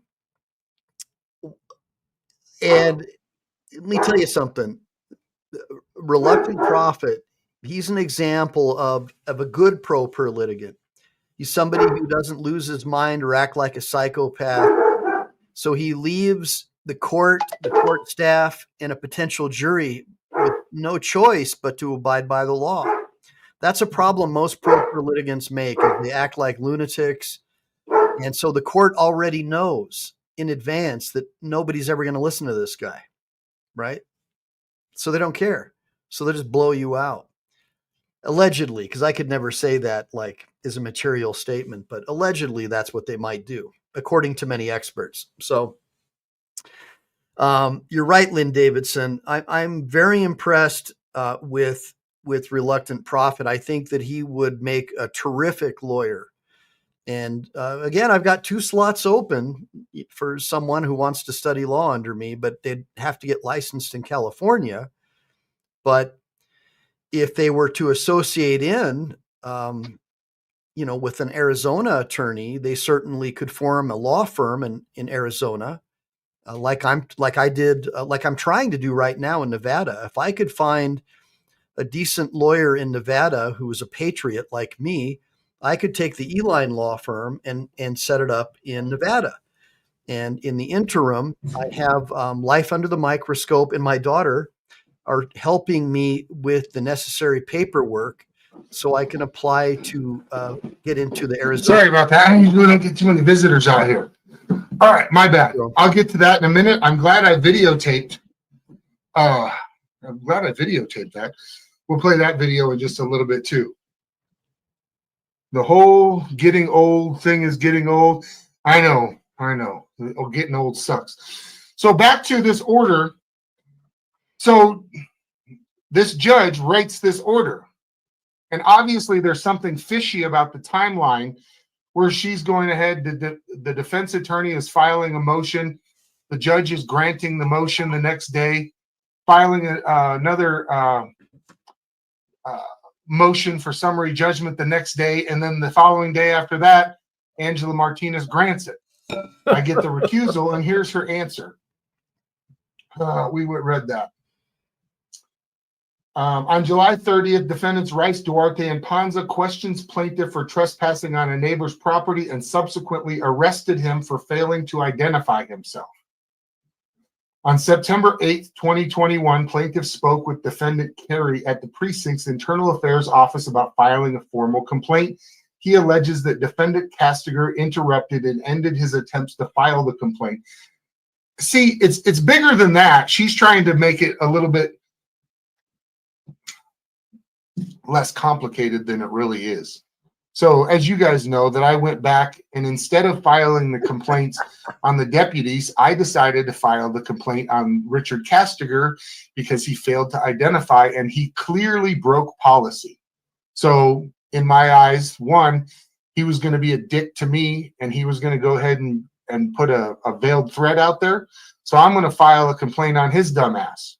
Well, after doing all that, so the lawsuit isn't just I went there that day in the video she wants to put in. Retaliation. She doesn't want to put in or let me put in any of the other videos where I'm going back several times over almost a year span trying to get this complaint taken care of.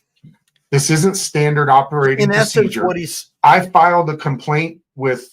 In essence, what it sounds like Reluctant Prophet saying is that the court was basically allowing selective evidence to come in and not rehabilitative evidence that would have supported what he was doing. You guys understand what's going on here? And I've heard stories about this before. I mean, I've been to lawyer seminars at the Jonathan Club where judges have gotten right up on stage and admitted, I'm an activist. I support leftist policies. I hate guns. I've heard them say that in their little clique of, because they think that we're all commies like them, right? So I've seen it and heard it with my own ears. And so I have no doubt that the things that he believes with good reason. And let's just keep listening. Jeffrey Knurr, when he had two deputies come over to my porch, and within 3 weeks, they had an answer back, or a month. They did a full investigation. They came back with all kinds of documents. And then the next thing I know, they filed charges on me. So they were able to do that within a month time frame, get all that done and do the proper procedure and have all the correct documents filed. And if you were watching the live stream, the exoneration letter that they gave me doesn't even have Richard Castiger's name anywhere on it. So the judge is supposed to be impartial here, and she's almost telling the defendant's story for them.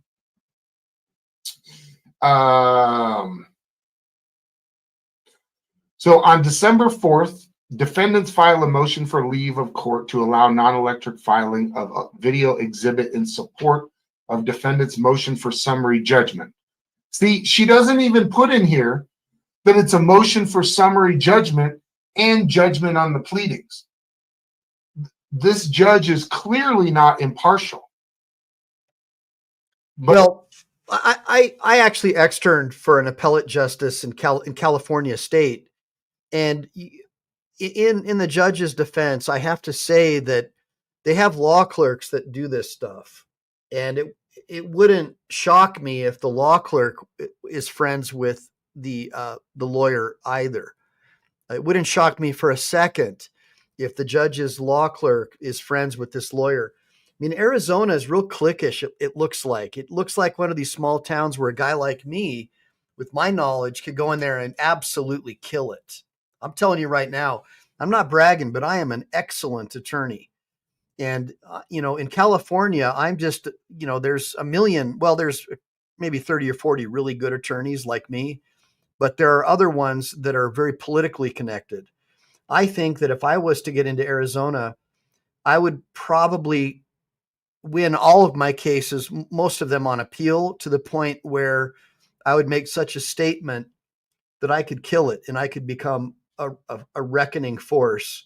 I'm starting to see what's going on. I see a lot of California lawyers that go to Arizona who are like low level lawyers and they become judges in Arizona where they could never become a judge in California. Just hear me out and follow along. Try to think in your brain housing group what I'm saying. Let's keep going. But you're going to see that none of the documents that she, or none of the orders or motions that she granted are going to disappear. They're all going to stay. So reason why I'm putting this out is I've got to get an answer to this motion by Friday. So I would use the evidence of her recusal in a writ for prohibition. In this case, I think that he would be making a powerful statement, filing like for an emergency writ. I don't know if that's even the right procedure in Arizona, but it seems like it might be, or an interlocutory appeal on a question of law alone. That might be something. Gosh, I wish I was licensed in Arizona right now. It makes me so pissed. Look, I wouldn't even mind living in Arizona. I mean, look, like seeing where he lives. First thing I try to do is make sure I have an easement within 100 miles of my land that no one else can cross it. But damn, this is just blowing me away. Dude, reluctant prophet, bro, you are sitting on a gold mine right now. And I don't even think you realize it. Let's keep going. I've put in a motion to strike this improper motion that they put in, combining the two mechanisms, which is the motion for summary judgment and the motion for judgment on the pleadings. So on December 5th, the court granted the motion. So how is she impartial in here? She's the judge. She's supposed to be the impartial person. She never gave me the opportunity to respond. She didn't put out an order, which they do. I've gotten an order where they tell the defendant or the plaintiff, you have this many days to respond. We have the fairness doctrine where you can't just railroad somebody through procedural mistakes and missteps because they're not familiar with the legal. Really quick, I just want to answer something with Lynn. Lynn asked, where in the Constitution does it say you have to have a license to practice law? Well, the issue is that states are, they have their own rights and privileges and prohibitions. This is the 10th Amendment. And traditionally, I don't know if you want to call it a license, but lawyers have to be members of the bar. And so the states have their own rules. I get it. I used to be big time into the sovereign citizen thing back in the day. But I'm a learned guy and I've done my research. The states have the right to have a bar and to issue law licenses. And that's not federal. It's covered under the 10th Amendment. That the states are sovereign. States aren't governed by the Constitution, really. They're not supposed to be, other than if the states do something that goes against the Bill of Rights or our unalienable rights, then yes. But other than that, they're supposed to leave us the F alone, guys. And I have no problem, having to be licensed or whatever, be a member of the bar. The problem that I have is with the administrative state. That's the issue. I think that being part of a learned profession is a good thing and having standards is a good thing. The problem is I feel that most lawyers don't adhere to those standards. They don't understand their oath of office once they're elected, and they don't understand what it means to be, for lack of a better word, a public servant. But as a lawyer, it's like your duty to try to help people and and sometimes you got to do tough love with these people who keep on getting in trouble and causing shit, and then they want you to represent them for free, or want you to represent them in a shit case that they can't win. So, it's a good thing to have the ability to regulate, to make sure you have something that's of a standard, so the public doesn't get hurt, right? It's just like, if you sell something that you say is safe and effective, right? But it's not. Same thing, right? The law says it has to be safe and effective, but your political connections make it to where that safe and effective thing could give somebody thrombosis, for example, and kill them. Then if you mention that and you say what the cause was, you might lose your YouTube channel because those politicians are so connected with big tech that you lose everything. So think about that, guys. Let's keep listening. Process and the legal jargon. So as a pro se litigant, the judge is actually supposed to not give me legal advice, but to help me out to make sure that I'm not getting screwed over. And what we're reading here is exactly that, the judge screwing me over. So, as you see on December 5th, they granted the motion. She didn't go on any further to say that the defense filed their motion for summary judgment the following day, and then the following day after that, she put out an order. By the way, I just got a text from someone. You could also do what's called a motion to correct the record on the missing information from this pleading. There's so many things you can do. The problem is it's so time consuming and expensive. So keep that in mind, like the missing information about judgment on the pleadings or whatever it was and summary judgment. So that's another thing that you could have done. Saying that I have to answer by December or January 10th.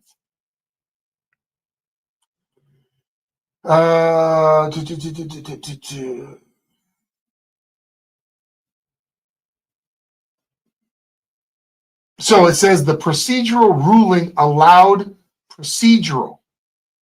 How about the incorrect procedure ruling allowed the defendants to file an exhibit to their motion for summary judgment? And just so you guys know, so what I did, that's why I told you about that first case. I had to file the answer for their motion on judgment on the pleadings. Well, what I did while Angela Martinez was still the judge, I filed a motion to leave to allow electronic evidence. Do you think that mine was granted in 24 hours? Absolutely not. It has still not been acknowledged to this day. Weeks later,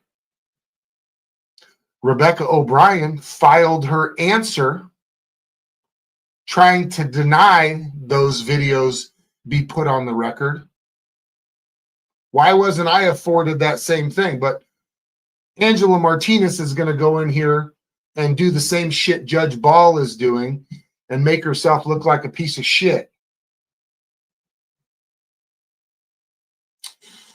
On December 9th, the plaintiff filed a motion for recusal. Plaintiff asserts that the court's premature ruling allowing the defendants non-electronically file an exhibit demonstrates bias against plaintiff because he was not permitted an opportunity to oppose the motion. Plaintiff further alleges that in granting defendant's motion, the court is now aware of plaintiff's YouTube channel. Well, yeah.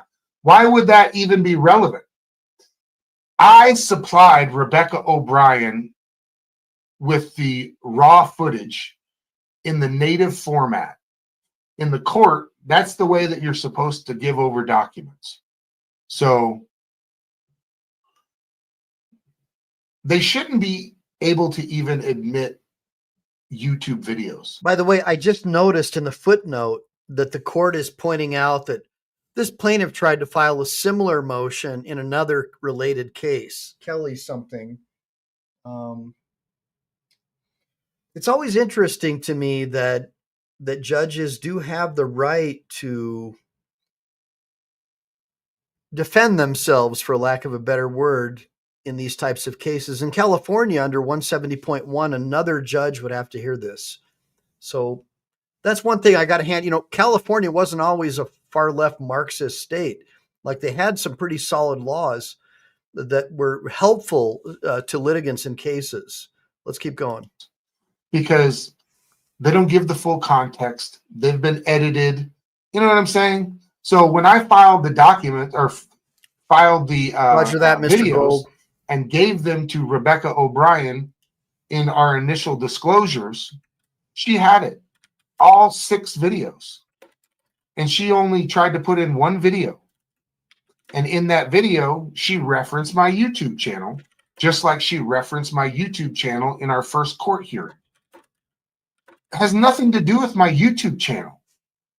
The video says nothing about my YouTube channel. So the reason why it was even mentioned is because of Rebecca O'Brien. But the judge here is going to basically allude to that it was me. And the reason why she's doing it is because now I've brought it to everybody's attention.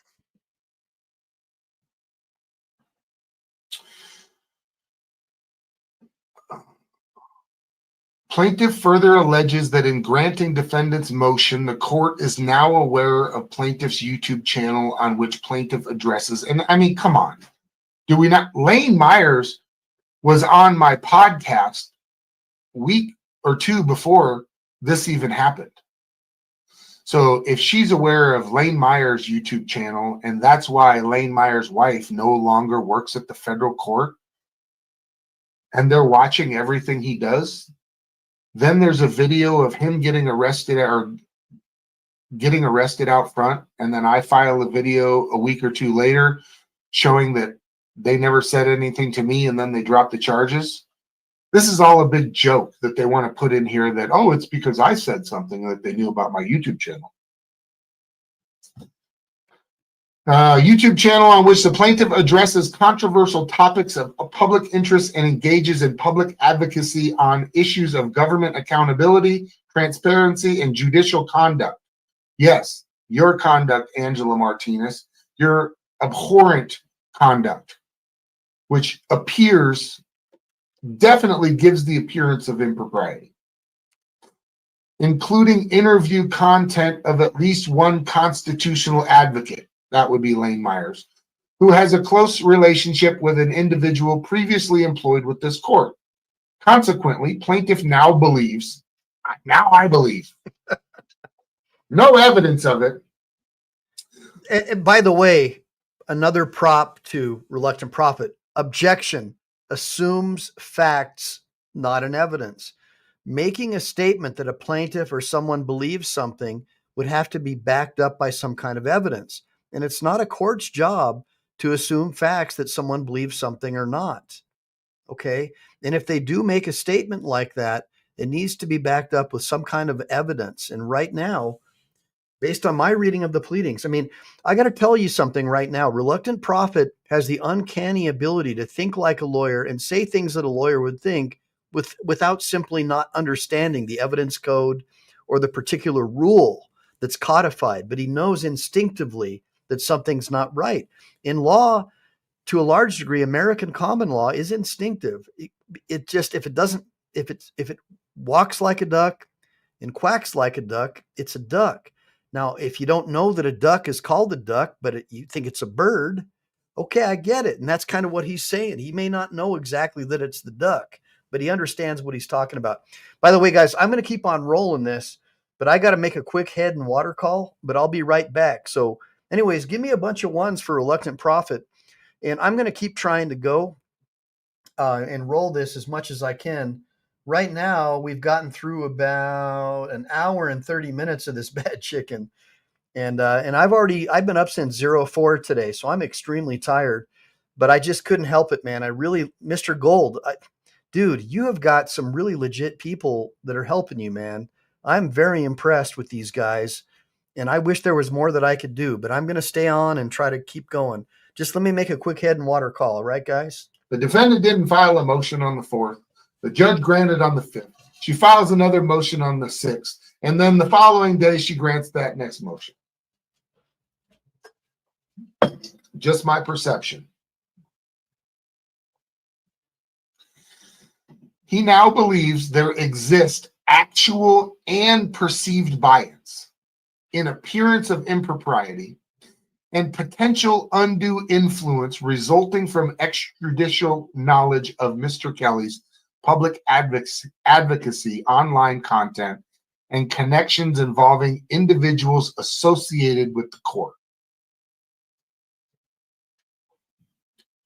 There is a general proposition that in the absence of legitimate reason to recuse herself, a judge should participate in cases assigned.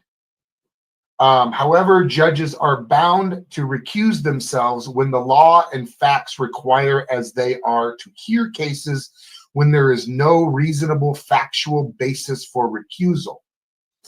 I'm not going to cite all of the case law that they put in here. I'm just going to kind of skip past it, and I'll go ahead and put this on a bigger screen so you guys can read it. Specifically, a judge has a duty to disqualify herself. Obviously, we know Angela Martinez wrote it because it's all about herself. In any proceeding in which her impartiality might be reasonably questioned. This is true where there is an appearance of impropriety, whether or not such impartiality actually exists. And they go over the judge's canons and the code of conduct, which we've already been over that. We don't need to go over it again. The decision to recuse is a highly fact-driven determination and may turn on the subtleties. I don't know why I keep fucking that word up. It's not the first time I fucked it up. May turn on the subtleties in the particular case. The judge must apply both an objective and subjective standard when making this decision. The objective standard requires recusal if a reasonable third-party observer would perceive that there is a significant risk that the judge will be influenced by the alleged reason for recusal and resolve the case on a basis other than merits.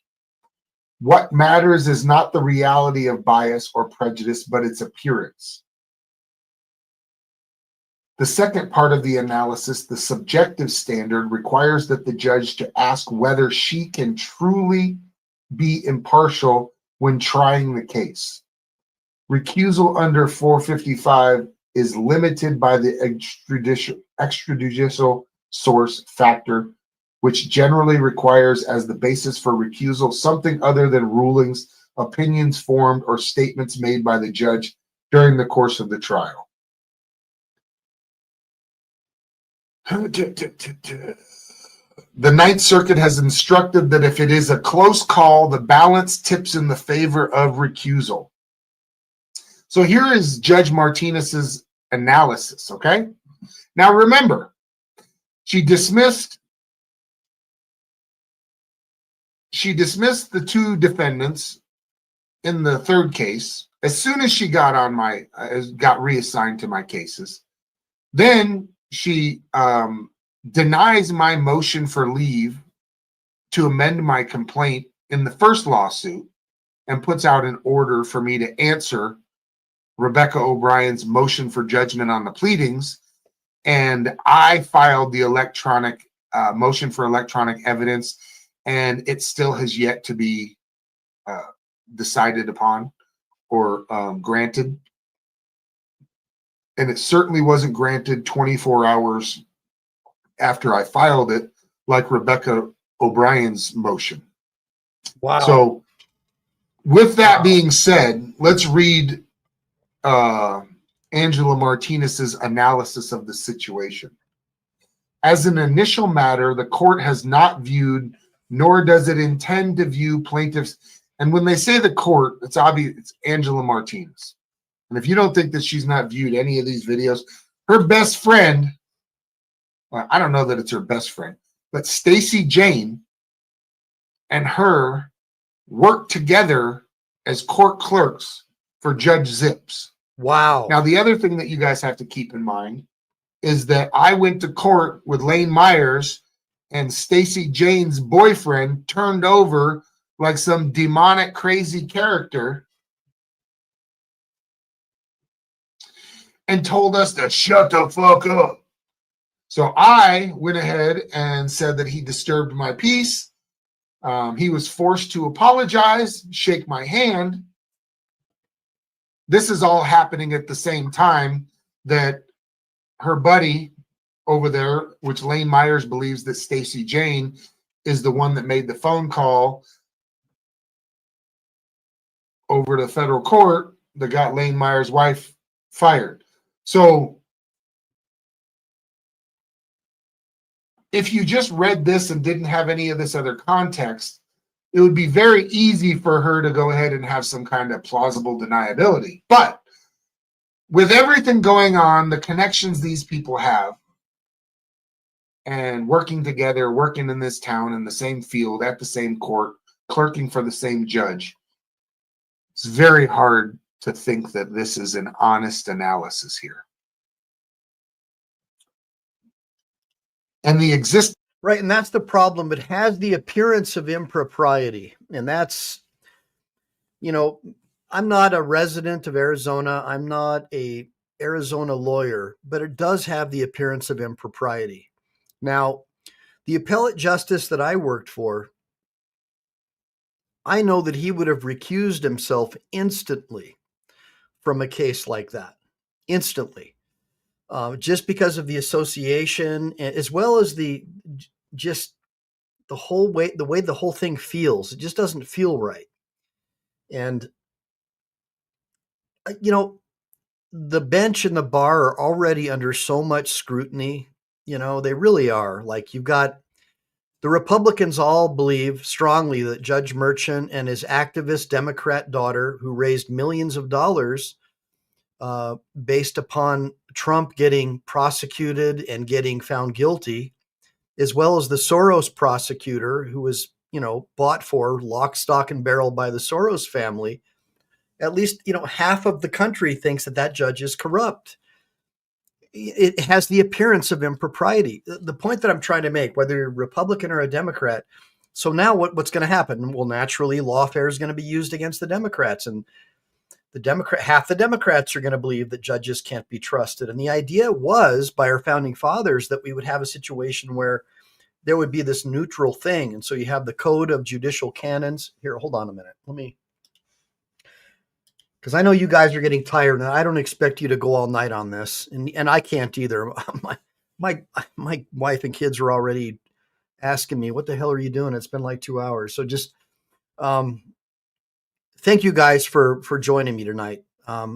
We'll continue Reluctant Prophet tomorrow, and we'll just keep going. Well, hopefully tomorrow. If I'm able to break away from my practice, I have several briefs that are due, but I have as the Mormons would say, a burning in my bosom to try to help these guys. I think this is really unacceptable. But what I'm getting at is the idea is neutrality with the justice system is one of the most important things for a constitutional republic. If you have one half the population and the other half the population thinking that our system's corrupt, especially our justice system, what's going to happen is we're going to go back to the pound of flesh system that we had with the Hatfields and McCoys. Give me a bunch of ones if you guys agree with that. I mean, it's not fair to say that it's okay to prosecute Orange Man in one instant and not okay to prosecute Barry Soetoro, aka Barack Obama, and Big Mike in the other, right? You've got to have a neutral system. And when you have partisan judges, especially judges who don't support the Second Amendment in the Bill of Rights, where they selectively, like, the First Amendment's good, Second Amendment bad, right? That's a problem. Because it shows, because they can have a constitutional amendment if they wanted to change it. That's the problem, is they're trying to change our Constitution through the bench. And that's not what our founding fathers wanted. What's the Matter You has a lot of valid points when he talks about, and Chili DeCastro with, by the way, if you've ever seen Chili DeCastro's timeline with the judges, it'll blow your mind. But the idea is no, you're not supposed to make law from the bench. You're supposed to interpret the law, and basically, so the whole point behind having a judiciary is to regulate disputes between two parties in a neutral way, not to be Solomon-esque and cut the baby in half. No, that's not that. You've got to have somebody who's got balls, who is willing to rule the right way. And anytime you have money come into play, that's why many people believe that the federal bench is better, because they're not elected. But the problem is the politicians are so corrupt. I mean, when you have, let's do a hypothetical. Let's say a company called Blackgay decides that they think that because they're perverts and they think that boys are girls and girls are boys, wants to donate a bunch of money to politicians who will say the same thing, so they can use their friends in the medical community and make billions of dollars injecting your children with hormones to, like inject girls with testosterone or inject boys with female hormones so they seem more girly or more like a guy, or to chop off their body parts, right? Let's say politicians can get paid off by this Blackgay corporation. Well, now what's going to happen is Blackgay's money to elect these politicians, the politicians are going to make sure that a judge gets appointed who refuses to admit the difference between the sexes. So if you ask this judge, can you define the definition of a woman? And they say, oh, I can't do that. That's impossible. Oh, then you know that that judge was appointed by black gay, that black gay's money made that possible. So, and that's why I really recommend you check out some of Delete Laws. He's got this amazing chart. It'll blow your mind. But anyways, I don't want to digress too far from the topic, but right, Lynn Davidson says when you don't know that if you're a male or female. No, it's all about money. So think about this. Plastic surgeons, if they can emasculate your child and give them hormones, they've done the numbers. It's over $1 million over the life of that child. And so the kids that I've represented that are now suing those doctors, anyway, I don't want to digress too far, but the bottom line is, guys, it's all about politics. It's all about money. And that's not what our founding fathers wanted. Okay. And all I can tell you is we need to develop parallel systems to where we do business among each other and we help each other. Like, for example, on my michaeleline.com website, I have a page where I have BZ Watchdog's business listed. And I'd like to get all of you guys to list your businesses on the Michael Eline Parallel Systems page, the michaeleline.com Parallel Systems page. And then what we could do with that is anybody who wants help would only do business with that person. Like if you sell bathing suits, well, now we only buy from you. We don't go to Target. We stop shopping at Target. We stop doing business with Amazon and all these political creatures, and we create our own parallel systems. That's what Martin Luther King Jr. did. We can do the same thing. And by the way, guys, no man is an island. I don't know. I don't have all the answers. I had a guy reach out to me tonight asking me, hey, I know you like to shoot in vertical because it gets the younger crowd through the vertical feed, but a lot of us older folks like them horizontal. Look, if you guys can help me, look, I'm volunteering my time, maybe I'll get 20 or 30 bucks from a super chat or memberships when I do these shows, but I'm not getting rich off of this. This is a labor of love. Yeah, I appreciate the donations and the book purchases when you guys buy my book, but I'm not going to stop doing it if you stop buying them. And at the same token, if you guys want me to keep going and make it bigger and get the message out to more people, then yeah, heck yeah, Beck, yeah. I mean, help me out. Like if you know a way that I can shoot horizontal and as well as vertical in the same stream, reach out to me and help me do it. Don't tell me how to do it because I need help. I can't do all this and still run my law firm. It's impossible. And I was always hoping that someone would volunteer. The only people like Brett Ray, like that's one of the very few people who buy memberships, and that helps me get more people. But there's not a lot of you that are able to do that. So whatever, if you can't do it, if you can't, no, there's not. What's the matter with you? There's no way to do both. At least not with StreamYard. I know there's this other one called Stream something where there's a way to do it, but it's so hard that with my technical expertise, I'm not able to do it. I can't spend the time and also try to get motioned into the Arizona bar. You guys got to understand, like I'm trying to do a million things. Then you guys want me to like represent you for free in all these other cases that shouldn't even exist because you screwed up so bad and did stupid shit. And then you want me to be like your free lawyer and then call me 24 hours a day asking for advice. I can't do it. I just can't do it. It's too difficult. So, if anybody is able to volunteer time to help me, that will free me up to help other people. That's all I'm trying to say.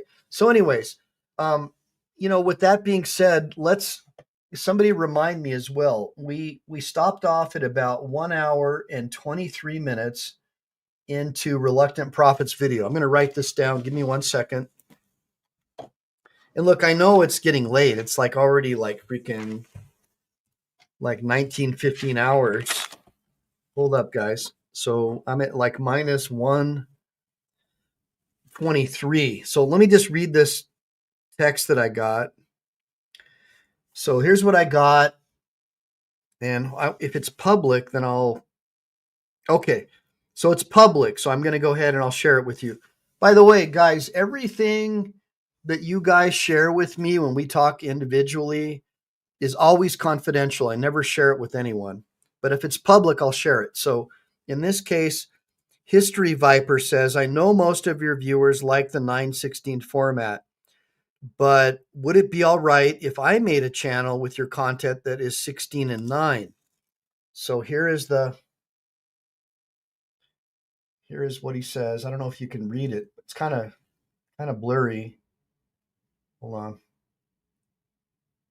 Anyways, so my response is,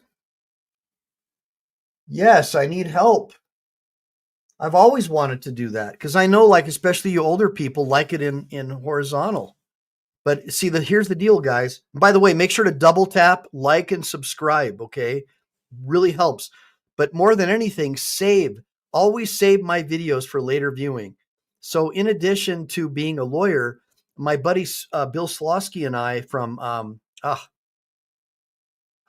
SEO by the Sea used to interpret all the Google patents before he died after he got his safe and effective medication, right? He died of a stroke like several days later. But we used to, we used to interpret the Google patents together. And so one of the things that you want to look at is, kind of lost where I was going with this, but the bottom line is there's a way to do it. And with this particular patent, because of what's going on with TikTok, YouTube plans on cleaning up. They plan on getting like millions of those TikTok followers to come over to YouTube. And so what they're doing is they're rewarding, now I'm back on track, they're rewarding vertical feed. So all the vertical lives that you do go into the vertical feed for where the shorts are coming from. And so you're getting additional traffic from that. That's why in my horizontal for this same show, I might only pick up 40, but in vertical, I'll pick up 88, right? See the difference? So I'm just trying to help you guys understand. So if there was a way that I could simultaneously feed horizontal and vertical, I will do it. Without question, I will do that for you guys, but I need help. Right, Lynn, you know what I'm talking about. You would rather watch this in horizontal, right? But the deal is, for me, I'm not doing this just to try to get a bunch of subscribers. Yeah, I need them because it helps you go up. The more subscribers you have, right, the higher you're going to go up in their algo. So you're going to be displayed more in their feeds. But I know you guys like horizontal, like anybody over 40 is preferring horizontal, but the young people want to have it in vertical. And because most of my audience is over 50, that's not helping us. You guys will be gone. How am I going to get this message out to these young folks who've been brainwashed by our Marxist, communist run public education system? They have nowhere to turn other than me. There's no lawyer out there who's actually exposing the Rockefeller created Marxist run education system that we have.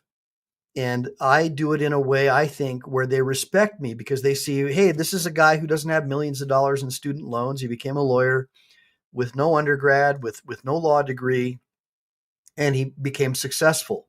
And so, especially for the young men who still have some testosterone left in them, I give them a glimmer of hope. But how are they going to find me in horizontal? They won't, but they will find me in vertical. All right. So really quick, I'm just going to try, hopefully, Mr. Gold is still around watching, but if not, I understand. It's been a long show tonight, and we only covered about a small portion of the video. And that's because I try to explain things to people. So forgive me, reluctant prophet, but I do like my audience to understand what's going on. You and Lane Myers intuitively understand things, but other people don't. And so rather than, dismiss them because I know they don't, I try to be a teacher and help them understand because I think part of being a good American is also knowing your rights and knowing the law and meaning to keep it well, as St. Thomas Aquinas taught. So that's what I try and do. Good job, Mr. Gold. Right on. So Mr. Gold, this show, honestly, this was for you, brother, and I'm here for you. I will check through my emails, Mr. Gold. By the way, everybody, make sure to like and subscribe to Mr. Gold. I will look through my emails, but since I announced my circle of legal trust at yahoo.com email, I'm getting like thousands of bullshit emails. Like I'm getting spammed. And it's, it's probably people who don't like me or my channel. Look, so Mr. Gold, just so you know, a lot of people hate me because I support Chili DeCastro and his channel. All right. Um, a lot of people don't, for whatever reason, they just, but look, the guy was falsely arrested. He was falsely accused. And I've had the opportunity to meet him and get to know him. He's a good guy. You got to understand when someone's been locked up and they've been thrown in jail illegally, it's going to make them a little bit different. It's going to give them PTSD. So I just would hope that you understand that. Like, don't hold it against me that I support unpopular people, and I will support unpopular people till I die. And I will hope that all of you will have enough compassion in your heart to know that if someone's been falsely accused, falsely arrested, and discriminated against, that, yeah, they're going to be a pissed off individual. But we all have to have it in our hearts to understand other people and accept them for who they are. And so, like you, I'm going to make sure that people know to accept you and help you out.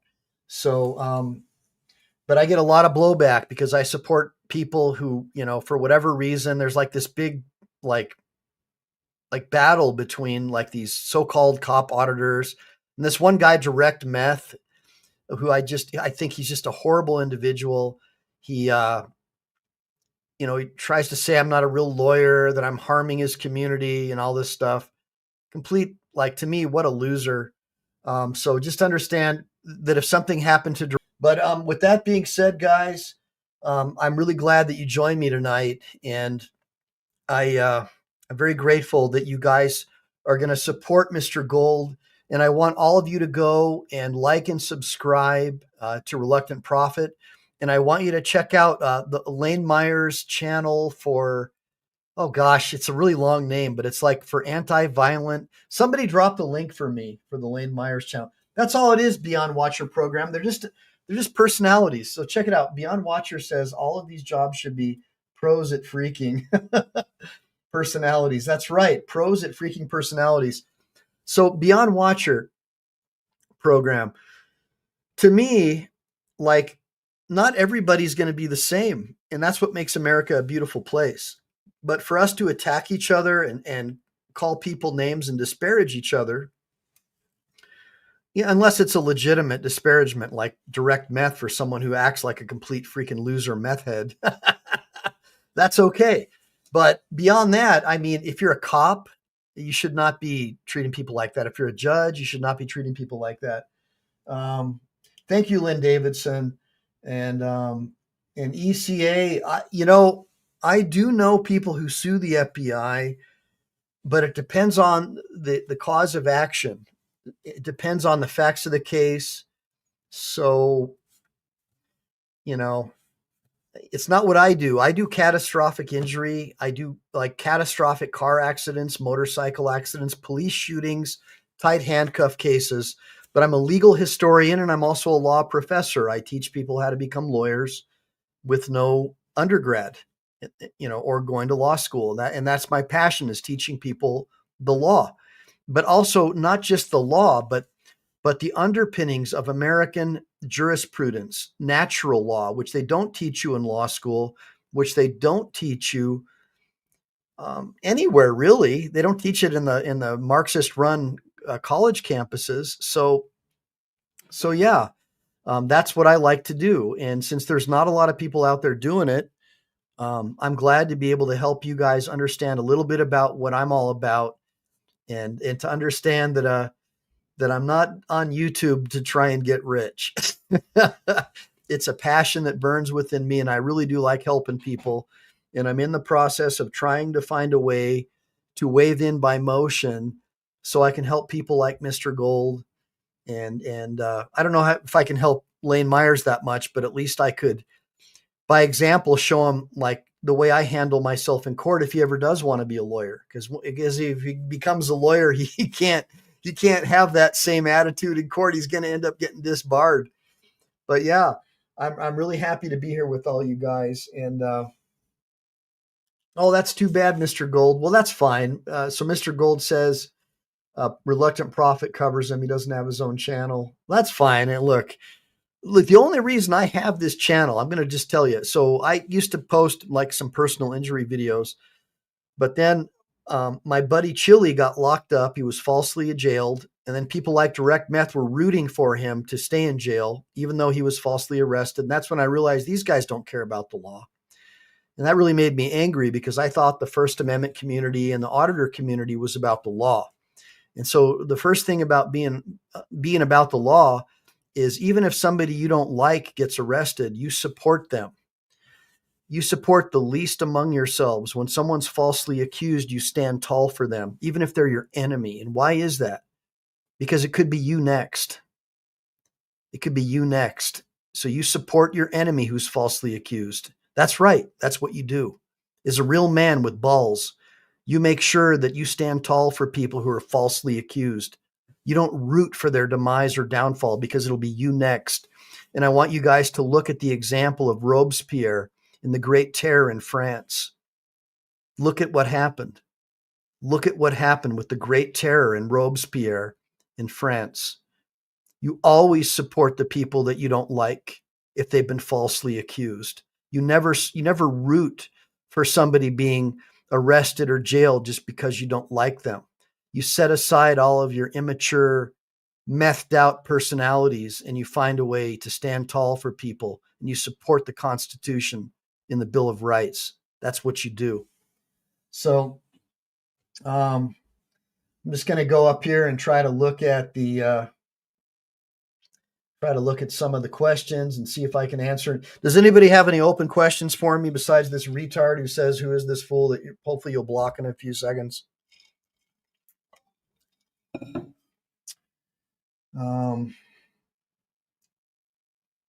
Right on, Lynn. Okay. Thanks, Chris. Well, Chris, I appreciate that. And I don't expect everybody to like me, but I expect you to understand the message. The message is that all of our rights come from our Creator. Under the Declaration of Independence, our founding fathers recognized that. Our rights don't come from judges. Our rights don't come from the government. Our founding fathers recognized that our rights came from an all-powerful Creator. Whether they were deists or fundamentalist Christians, I don't care. I'm fine with you people thinking Jefferson was a deist. I'm fine with you thinking that he was a hardcore right-wing Christian. I don't care. What I do care about is the fundamental understanding that all of our rights come from a Creator, and that's based on John Locke and natural law. And if you believe that, then you're part of Team MPE. You're part of my team. And that's what I want everybody to understand is when you come on Team MPE, I have guys who are libertarians like myself. I have Democrats, not too many because most people who burn American flags aren't on my channel. And then we have Republicans, we have rhinos as well as traditional Republicans. And I don't care what your political ideology is because here it's more about, do you believe that your rights come from a Creator? And if so, you believe in natural law and you understand that courts don't make the law, that natural law is what the law is. And so the Bill of Rights is just a recognition of pre-existing rights that existed long before our country was formed. That's all it is. And it came from the War of the Roses, the Magna Carta. So English common law is where our country comes from. Now, American common law, what makes it different is all the progeny of English common law flows to America. But the difference is, except where abrogated by our understanding of natural law in the Bill of Rights, right? And which part of natural law is regurgitated into the Bill of Rights, okay? So like the First Amendment, Second Amendment, Third Amendment, no quartering of troops in your home, all that stuff, it comes from the experiences of a tyrannical king. Many people believe that the kingly class and the billionaire class, the banker class are fallen angels. They're fallen angels. They're demonic. They're Luciferian, the Jeffrey Epstein class. I personally do believe that. I do believe that there's a spiritual war between principalities of power. And I believe that, I don't care if you think like me or you don't believe that, but what I do believe is that you believe that your rights come from a Creator. Because if you believe that, then you believe they can't be taken away by men. That's all I care about. So I just wanted to explain who I am so you guys understand who Mike Eline is. And I don't want you guys to be like me or to side with me. I just want to make sure we're on the same page if we're going to be talking to each other. So I believe in forming parallel systems, so we don't have to shop at Target. We don't have to participate with BlackRock. We deal with each other. So like I try to buy all of my stuff from other people, my homeschooling course from a buddy of mine, Brett Pike, who has a homeschooling course. I try to buy organic foods from my friend who grows organic foods that don't use pesticides, and so on. So that's all. And I recommend you guys become part of Team MPE, at least a part of my loose confederation of fellow Americans who believe in freedom and liberty and don't believe that the government is what decides who we are as humans. Now, before I go, one way you can support my channel is I do sell my ebook. It's $19.99. You can pick up a copy, My Journey to Becoming a Practicing Lawyer with No Law Degree or Undergrad, where I talk about my experience on the law study program, how you can become an attorney in California with no law degree or undergrad. And I also cover the other states, I think like Alaska and a few other ones. And it's a living ebook. This is not the book. This soft cover isn't what I'm selling. This would cost me a ton of money to send you and shipping and handling. But it's an ebook through Google Docs or whatever. And so it's a living ebook. So as I make edits to it and update it, you'll get that as part of the purchase. But the $19.99, you can go to my YouTube channel that you pay, helps support me. It helps support my channel. I can make a lot more money practicing law and not doing this channel. I could be at the gym right now, right? Or working on a pleading, making real money. But I do this because I know I'm older now and I've got kids. I'm trying to teach my kids how to be entrepreneurs and show them how they can make America a better place. And so by me doing this YouTube channel, my daughter's homeschooled. It makes her see what I'm doing and motivates her to think outside the box and not think you got to go to college and come out with blue hair and hate your country and burn American flags. But instead you can be like dad. You can support your country and create parallel systems of like-minded people. So that's the message. And so by me doing this, she's seeing how disciplined I am. And she's seeing people are supporting me. And to a little kid, to see someone buy my book or give me a super chat or buy some memberships for other people, she's seeing, okay, I see what dad's doing. This is I could do that, right? So it's synergistic. And I recommend you do the same thing with your children too, guys. All right. So F, good seeing you, man. F says, for we do not wrestle against flesh and blood, but against principalities, against powers, against rulers of the darkness of this age, against spiritual hosts of wickedness. Dude, that's exactly right. In heavenly places. That's right. It's real. I mean, you can't deny that there's Luciferian influence in the positions, in the principalities of power. It's real. Thank you, Lady Tech. Thank you, What's the Matter, you. Hey, look, what's the matter? You and I don't agree politically. I mean, on most stuff, but we agree on the things that matter. You love your neighbor, and support one another. And I know he's not rich, but occasionally he'll drop me like $1.99 super chat to let me know he's alive. I think it's cool. Lynn Davison, you're an herbalist. That's right on. And ECA says, I agree. These rights come from God. Absolutely. Absolutely. Let me see here. Salt Shaker. Yes. So Chris says, I am 45 and I always wanted to go to law school. Still trying to figure out how. Well, look, Chris, I didn't become a lawyer until later in life. And if it's your passion, you should do it. But you don't have to go to law school to become a lawyer. It just depends on the state that you live in. In my book, I talk about several of the states that offer law study programs like what I was on. But if you're in California, you certainly could. And you could also help me lobby to get your state to form their own law study program. That's been one of the projects that I've been wanting to do for years. I don't see any reason why we don't have an alternative method to become a lawyer. Like, why do you have to go to a law school? We didn't even have law schools until the late 1800s. The founders who were lawyers went through an inn. like how the stonemasons became stonemasons. You'd go through a guild. We had the Inns of Court. That's where the castle where the Knights Templars hailed from ended up being the castle where the first lawyers under common law were housed. The King of England kicked out all the lawyers from London, so they had to go to the Templar castle to study law, and they formed guilds. And you didn't go to a law school. You would basically sweep out the lawyer's office at night. You'd follow them around, and you'd go to court. The judges got to know you. You'd stand before the bar, and you would be examined by a judge or the judges, depending on what jurisdiction you were in, and then you would be admitted into the bar. But the idea is there was a relationship, so the judges got to know you, the people got to know you, the lawyers got to know you, and you were accepted into the Inns of Court, and that's how you became a lawyer, and that's how I became a lawyer through a traditional Inns of Court type of a system.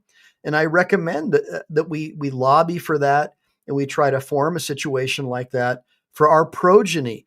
I think that law schools and government-run education is the enemy of the American people.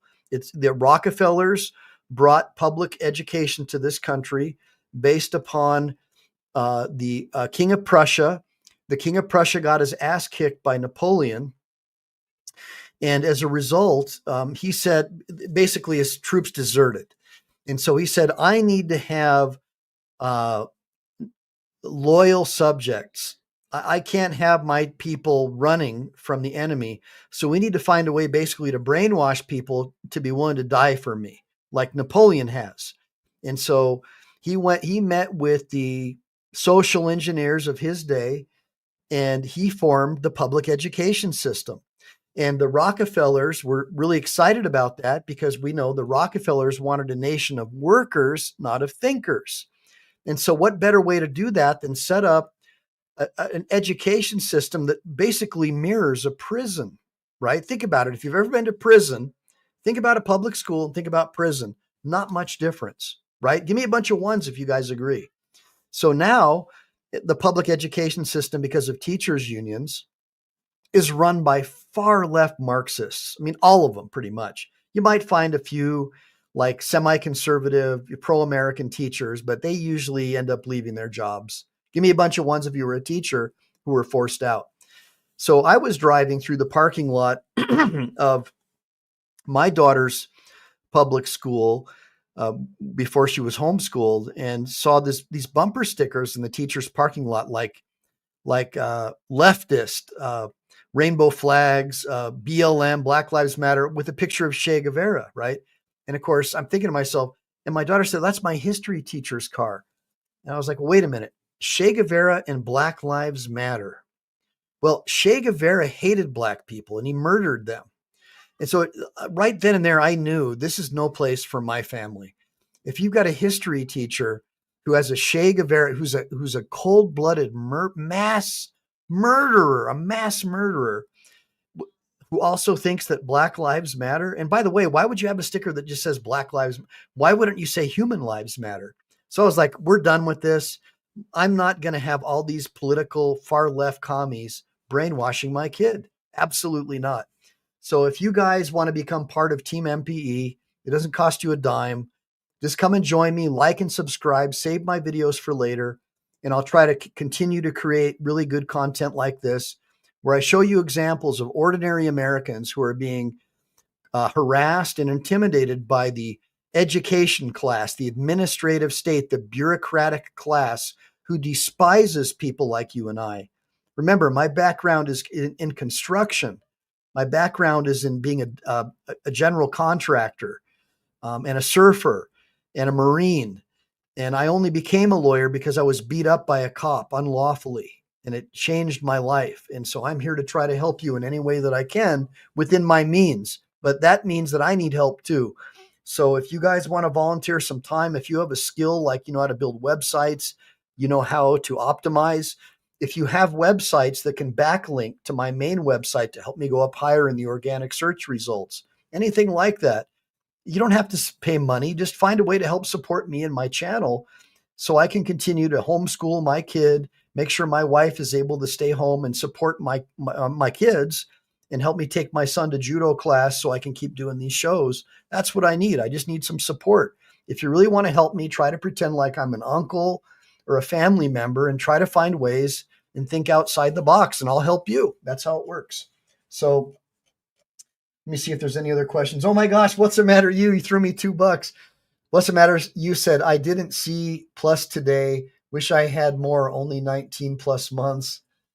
Oh, well, what's the matter? You're a legit dude, man. And I really do got a lot of love for you, bro. And by the way, you guys who support my channel, and I see you here a lot, I'll make sure to throw you guys wrenches too. And all that wrench means, it doesn't mean I want you being a tyrant and banning people. It means that that's how my other mods know not to ban you. It means that you've been accepted into the family. Um, so, Mr. Gold, you rock, man. I'm so proud and happy to know that you were able to find throughout all the spiritual energy in the universe guys like Lane and Reluctant Prophet to help you. And YouTube was the medium, so I guess give me some ones for YouTube, even though it's commie run. By the way, YouTube was smart enough to change their algorithm to be about 60% pro-family conservative. The problem is their connection with the World Health Organization. That kind of makes me want to start like go to Rumble or Patreon. But for now, until we can get it up to a couple 100,000 followers, and then I take you with me, we'll just keep going here and speak with bated breath. Otherwise, we'll get banned. But yeah, thanks. What's the matter? You make sure to double tap that screen as What's the Matter You says. You see here.